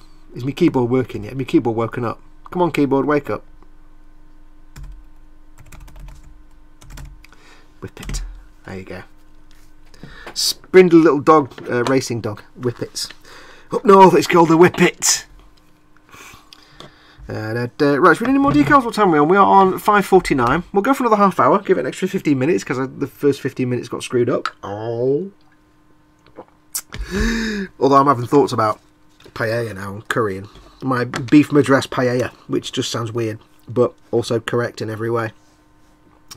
Many little warning square things. What can I do with these? Where can I put these? Where can I put them? Where can I put them? They're red, which means they're going to disappear into the grey background, which is a shame. The white ones, however, will not. I like to put lots of little markings and things on my models, just to make them look like a real military vehicle, because real military vehicles have markings all over them. They don't just have, like, you know, an imperial symbol and then some bits. I like to make them proper military type. Oh, I've got to do some more painting on the exhaust as well, because they just look like brown. I need to make them look more rusty than brown. Let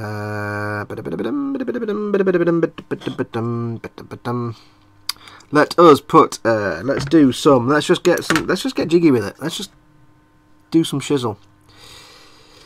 Let's just cut some decals out and see where we go. We've got two little things here, two little square warning things. They'll do. Don't know where I'm going to put them. They say caution. I'll put them near something. This is the fun bit of decals now. Just when you've not got any instructions as to where to put them, because you're just making it up and you're just putting things everywhere. It's weird though, because it's like, you know, you think, oh, it's the fun bit, I can just slap decals anywhere, but if your brain tries to impart some logic, even if it's just a silly fun thing like this, your brain tries to impart some logic as to where the decal should go. Walnut whip, okay, ET not IT, got it, there you go.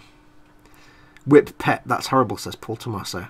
Google sucks, says George Gabriel. I've never tried to eat it. Maybe it's a moon pie. Moon pie?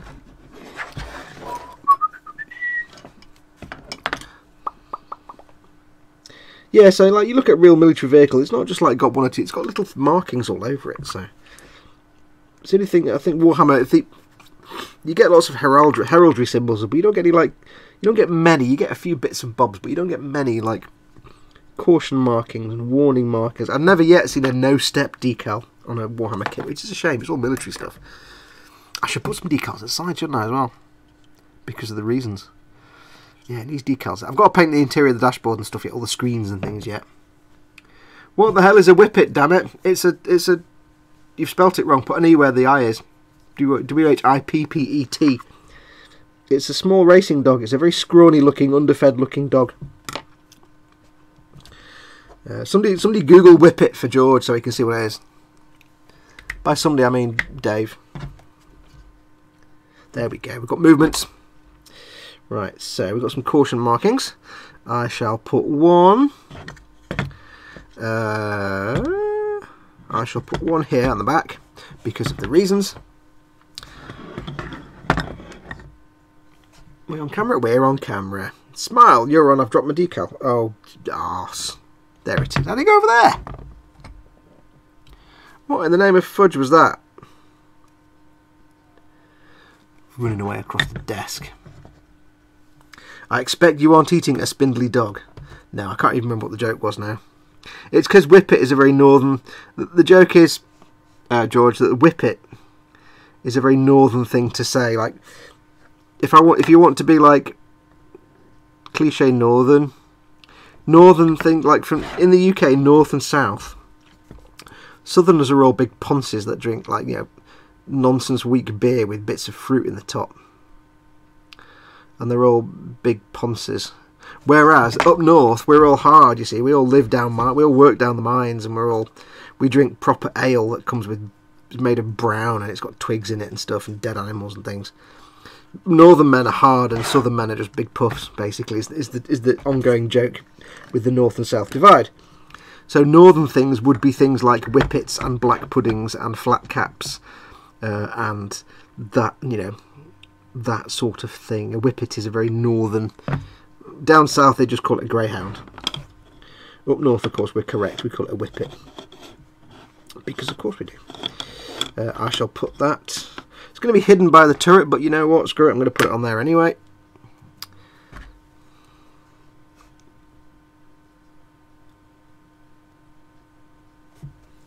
So I might rib Dave because, of course, he's a northern lad, but he lives down south. Which is the worst of both worlds, because he has to live down south but not have any access to northern goodness. I don't know how you can survive, Dave.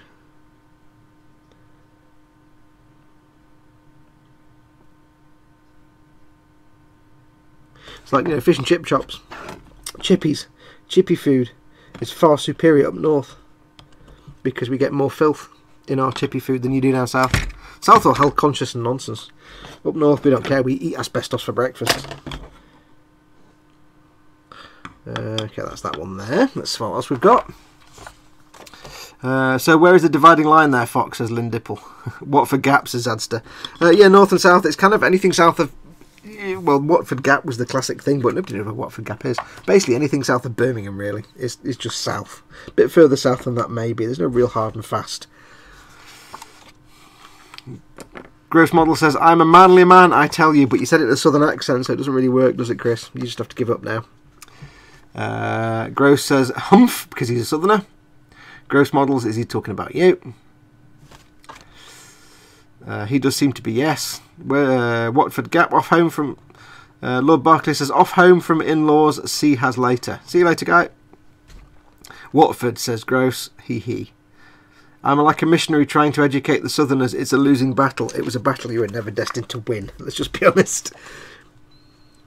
You can't convert the southerners into the ways of the north. It will never happen. It will never happen. Not ever. They will never understand. I know what I'm going to do. I'm going to put this, which I've been eyeing up for a while. I could put that in a place. It's not really going to work because it's red and everything else is grey, but I'm making this up as I go along and it's brilliant.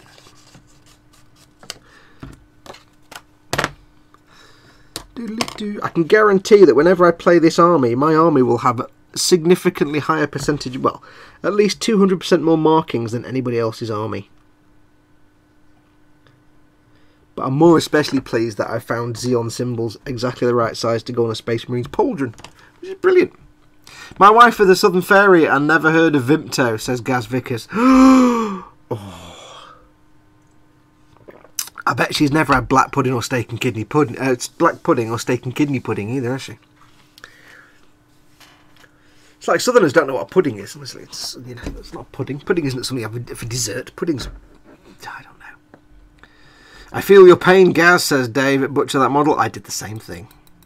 And he says, wait, you did my wife? You both married to the same woman. Oh no. It's like, we're both married to the same woman, and she's a southerner. Oh no! It's one of those things. The whole north, for anybody outside the UK, the whole north-south thing was historically it was quite a point of tension between the north and south, because the south was affluent, it's all London and everything, and the north was poor, it's all mines and coal mines and pits and stuff. The north was the seat of the Industrial Revolution, so all the, you know, factory workers and stuff lived there, and the south was the land of the people that ran the companies. So nowadays it's more just kind of it's a good-natured rivalry between north and south. I don't think anybody actually takes it seriously. That's why, you know, we can sit here and say, oh you know, southern ponces and see, to northerners, southerners are all ponces, but to northerners, to northerners, southerners are all ponces, or, you know, girly ponces, that, or la-di-da ponces. But to southerners, northerners are all, we're northern monkeys, so you can't win. We're uncultured and uncouth and common. But nowadays, it's just good-natured sort of rivalry nowadays.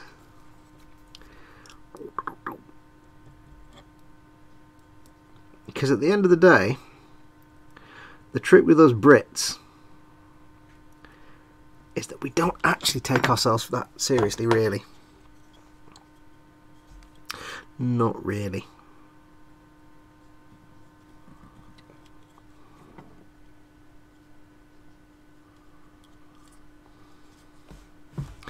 Is that stayed straight? Oh, it's wandered off a little bit, you little... Oh! These Bandai decals, they're beautiful, but they seem to want to wander about once I've put them in place and start to squish them down, and it's most annoying. Most frustrating. Well, that's an outrage, says Zadster. Oh, that's for Gaz's wife having heard of Vimto.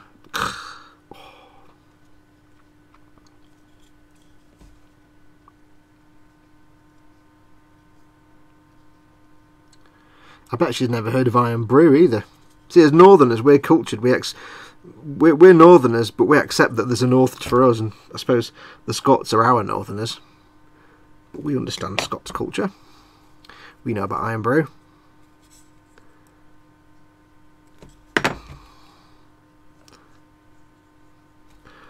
But to quote Doctor Who, everywhere has a north.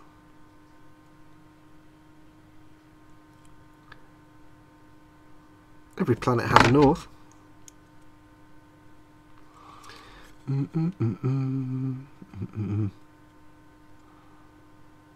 I shall check on the chat in a moment.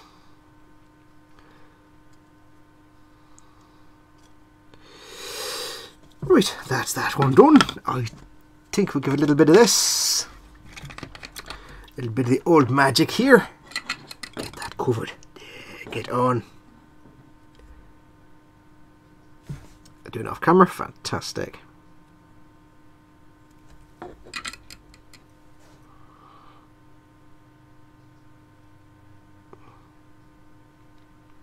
If you are from the south and you feel offended by the conversation we've just had, please email your complaint to helgan35@geocities.com. Right, what's chat doing? How do the Scots feel about you calling yourself the North? I don't know. I don't know how that works, because we're the North, but then they're the North. So they're just North. I think basically anything above Watford Gap is the North. If you go down the motorway, this is the best bit. If you go down the motorway, then you'll either see a sign saying, depending on which way you're heading, you'll either see a sign saying the North or the South. If you go down like the M1 or the M6, it will say on the motorway sign the North in big letters, the North. And it's basically anything above Watford is the North. So that includes Scotland. That includes all that. We're all kind of classed as the North. And the South is, of course, includes everything down from Watford, including London and Portsmouth and Guernsey and Jersey. Technically counts as South, I guess. I don't know.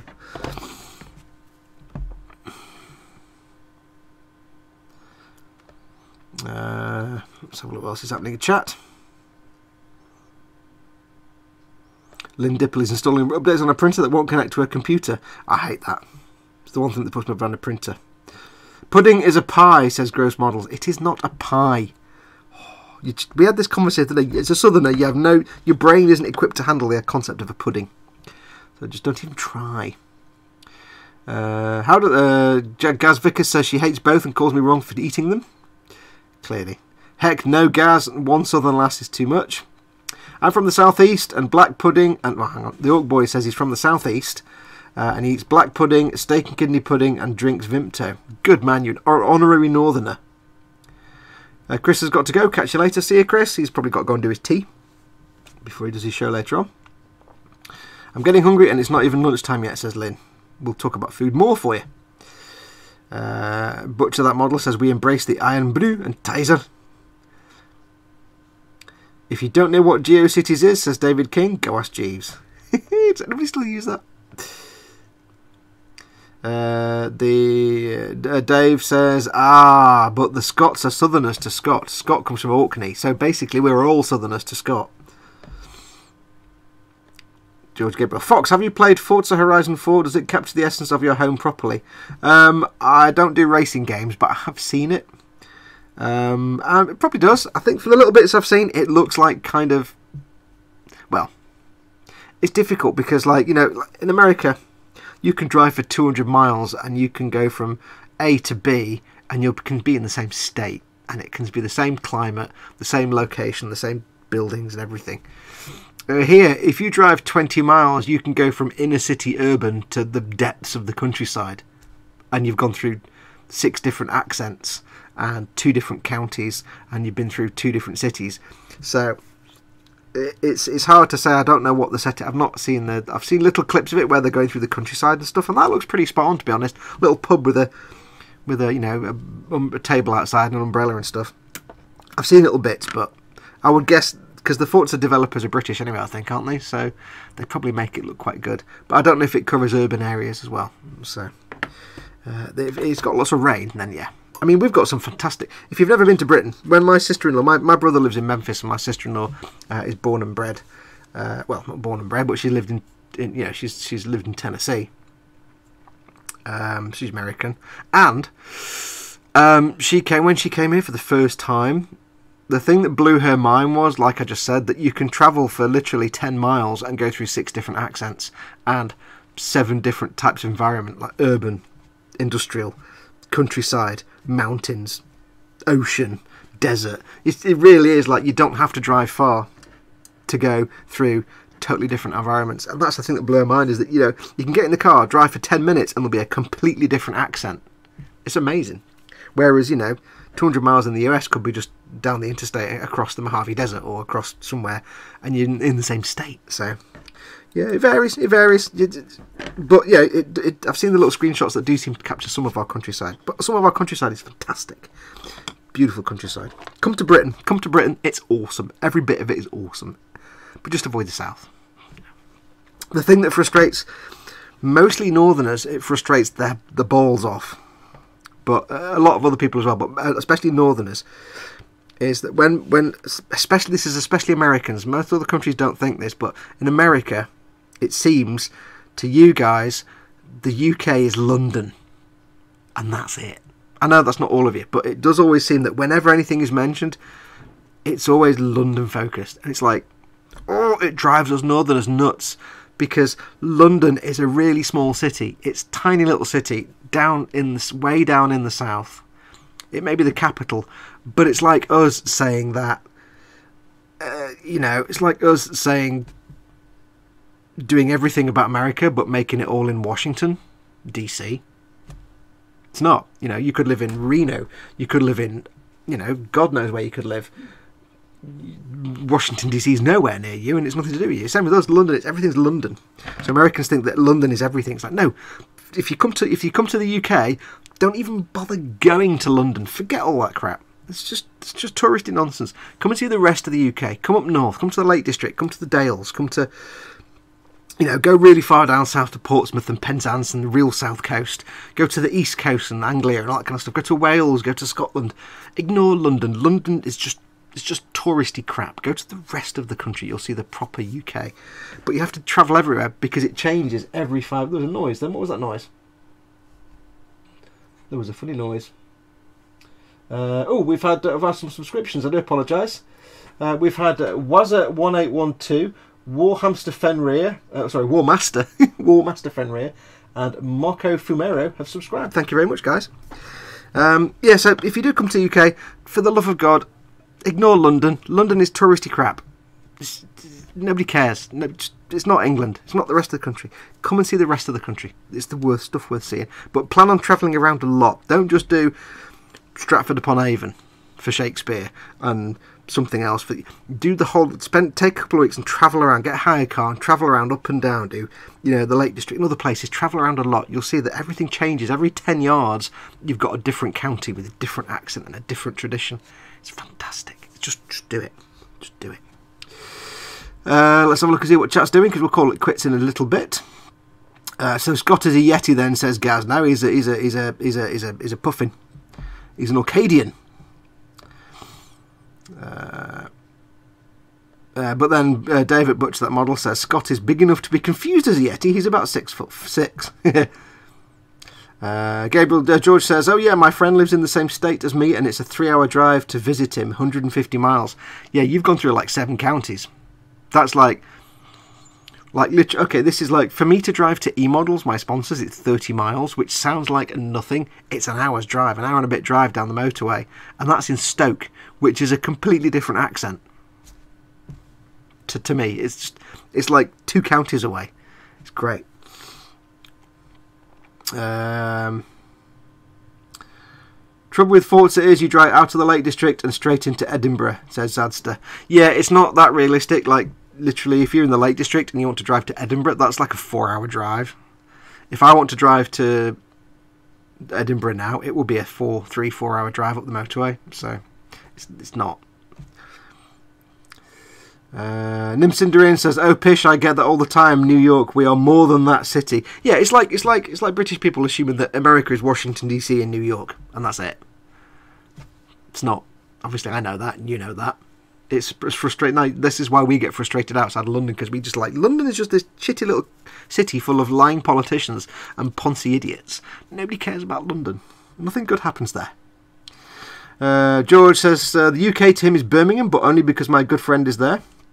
The US to the world is LA or New York. Yep. London is a toilet for the most part. No offence to any Cockneys, says Gaz Vickers. JS Idaho says, the least and left coasts is all that matters to the media and celebrities. Yep. Simon Vaughan, the Americans call Britain England. I'd love to visit England. No Britain. Just call it the United Kingdom. Germans call Britain England too. In fact, people in this country, in the United Kingdom, get confused as to whether it's Britain or England or the United Kingdom. Yeah. If you're coming to England, come to England. If you're going to Wales, you go to Wales. Just say Wales. Scotland, Scotland. If you're going to multiples, England, Ireland, Scotland and or Wales, or any multiples, just say the UK. It's easier. Because I'm trying to think now, remember what Britain is. Britain is England. This is where I forget now, because even we get confused. Britain is England, Scotland and Wales, I think, and the UK is England, Scotland, Wales, Northern Ireland, I think. England is just a country, it's just England, because there's 4 countries, England, Scotland, Wales. They're 3 separate countries. Northern Ireland is the northern part of the Irish island. The Republic of Ireland is the bit below the border, the Southern Ireland, which is not part of the United Kingdom. So it's these 3 countries. England is 1 country, Wales is a 2nd country, Scotland is a 3rd country, and Northern Ireland is a bit of Ireland that's lined up with us 3. So yeah, just say UK, it's easier. Slagging off my hometown, bastards, says Paul at Team Inept. I might just ban the lot of you. Fox made me say it, Paul. Lots of people think Scotland is tiny. From Yorkshire it's 2.5 hours travel to Scotland, but a bit further, 8ish to the middle of the Highlands, not even the top bit. Yeah. Yeah, Britain is the big island, says Paul. Yeah, England, Scotland and Wales is Britain. United Kingdom, you have to add in Northern Ireland to that. But not including the Isle of Man. Yes, and then you get like other things, like you get the Commonwealth, which includes like Canada. Yeah, I knew Canada would come into it somewhere. UK is the big island and Northern Ireland, says Team Inept. Northern Ireland, aye. But the British Isles includes all of it, including Ireland. It's really confusing. Go and watch CCP Gray's video about the United Kingdom. It really explains it very well, but in such a way that you'll get even more confused. It's very good. Go and watch CCP Gray's videos anyway. So yes, if you do ever come to Britain, and I do strongly suggest it, do it in the summer, in the spring or summer, not in the winter because it's miserable. If you do come and visit, and I do recommend it, do everywhere except London. 2 things to do. Do everywhere. Don't just go to one place. Like, don't just go to North Wales or, you know, Edinburgh or the Lake District. get a car, plan on a lot of travelling around. Just travel everywhere, go everywhere. Just avoid London. London is just forget it, it's not worth it. You can get a postcard with the Tower of London on, or the Big Ben. You've done it. All you're going to see in London is 8 trillion tourists and really pissed off shopkeepers, and everybody else will be grumpy, and it'll be just shops. It's just shops and crap. Just ignore it. But everyone there speaks some sort of English. Yes, they do. Although if you go into Wales, some people speak Welsh. Not a lot. You'll see the road sign in Wales. The road signs are in English and in Welsh. I think it's Welsh first and then English. I can speak. How many words can Welsh can I speak? I can speak. Llath is mile, L-L-A-T-H. Ambulance is ambulance. That's it. I think it's the only Welsh words I know. Probably come people of the hills. There you go. Scottish is they all speak English. Apart from obviously some people will speak Gaelic, Scots Gaelic. Ireland is all English again, but there is an Irish Gaelic. Is that Are they both Gaelic? Scottish and Irish Gaelic? They both, I think, yeah. There are traditional languages in Wales, Scotland and Ireland. There are the traditional languages that are still spoken. Just you wouldn't come across it. Signs in Ireland are in English. Signs in Scotland are in English. Signs in Wales are in English and Welsh. But you wouldn't have to worry about it. But we all speak English, but some places you won't know what the hell they've just said to you, even though they speak in English. Can I ban Foxx from his own channel, says Paul. No. A lot of Gaelic spoken is in the Highlands and no doubt parts of Ireland, but not Popty Ping. Popty Ping. I'll be going there eventually. Nim says I'll be going there eventually to trace my family's lineage and see where our Norse blood comes from. Scottish Gaelic, pronounced but spelled Gaelic. Ireland pronounced Gaelic. Cool. I knew it was one of the. I can't remember which was which. And Scots Gaelic, not to be confused with French Gaelic, which is different altogether. There's no traditional language in England. It's just English. Because, Scotland was invaded by the English, Ireland was invaded by the English, Wales was invaded by the English and taken over. Yeah, we didn't invade ourselves. If anything, we had like Norse, Anglo-Saxon before that, so technically French, because we were invaded by the Normans, which were French. So yeah, it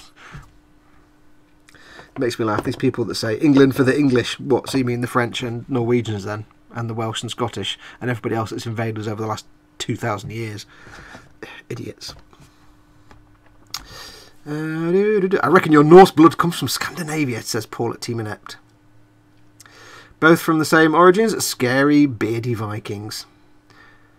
Do people in the UK have trouble understanding some American accents, says George. No, actually. Well, I don't know. I don't.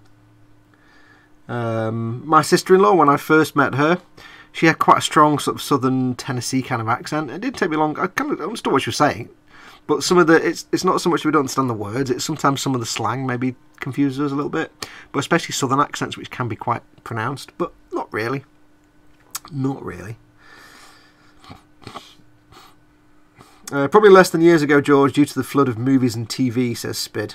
Yeah, don't forget we've had American TV for decades.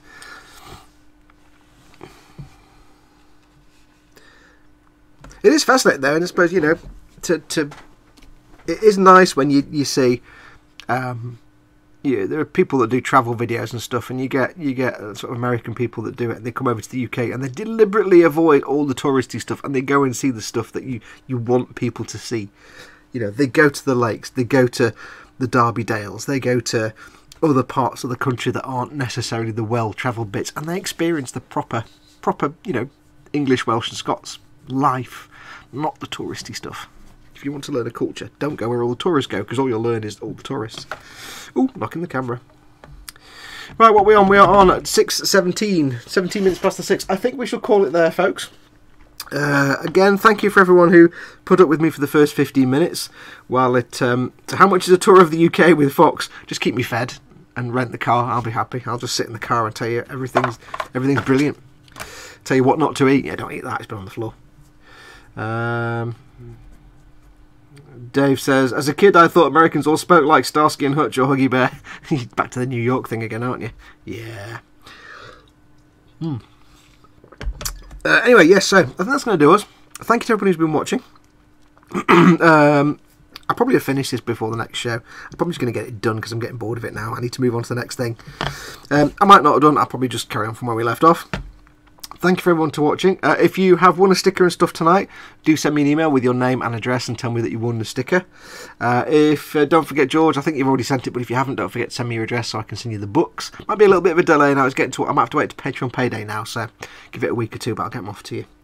Don't forget, of course, thank you for watching. If you haven't done already, do subscribe to this channel if you're new to this show and hit the notification bell. I don't just do Warhammer on Sunday, I do my Gunpla builds as well and other videos during the week. I've got the Strike Rouge Uatori that's ongoing. I'm doing the Warhammer Conquest builds for the Warhammer Conquest magazine. That's ongoing and being filmed. I also have a small tiny submarine to film, about this big, a chibi submarine U-boat to do once this Strike Rouge is done. I also have my Sazabi Verkar, which is going to be painted with, hopefully, in the style of Shanghai Dragons for George, and keep that interesting. And there's lots of other things in my stash I need to build. Once I've got George's build, and this is what I plan for the next few months. Once I've got the Strike Rouge done, and I can get George's Sazabi done, that's the two big things I need to get done at the minute. Everything else is orbiting around that. Once I've got those two done, I've got a whole stash of stuff, and I've got lots of little things that I need to do. I've got my little toy X-Wing that had 2 parts. I want to get that done. I've got my little Jar Jar Binks middle class nonsense that Paul sent me. I've got to paint that up. I've got my Deep Space Nine runabout. I've got lots of things that aren't Gunpla and aren't Warhammer that I want to do. I need to get boxes cleared away, but I can't yet. I'm putting them off because I need to get these Patreon builds done. So as soon as the Strike Rouge and George's Sazabi is done, there's lots of interesting things coming, so do stay tuned. Anyway, that's going to do us. So thank you. And the naked lady, yes, Paul says naked ladies, yes. I've got to paint a man's wedge. I know. I should have left that out so I could show you, shouldn't I? I can't reach it now, never mind. Anyway, so there's lots of interesting things that I need to get on with, probably in the new year now. But that's going to do us. Thank you so much for watching. Don't forget, of course, if you'd like to support this channel, do like and subscribe. Do hit the notification bell. You can, if you wish, help me out on Patreon at patreon.com/model making guru. The address is there. All support is fantastic. I do this for my job. This is my income and my living.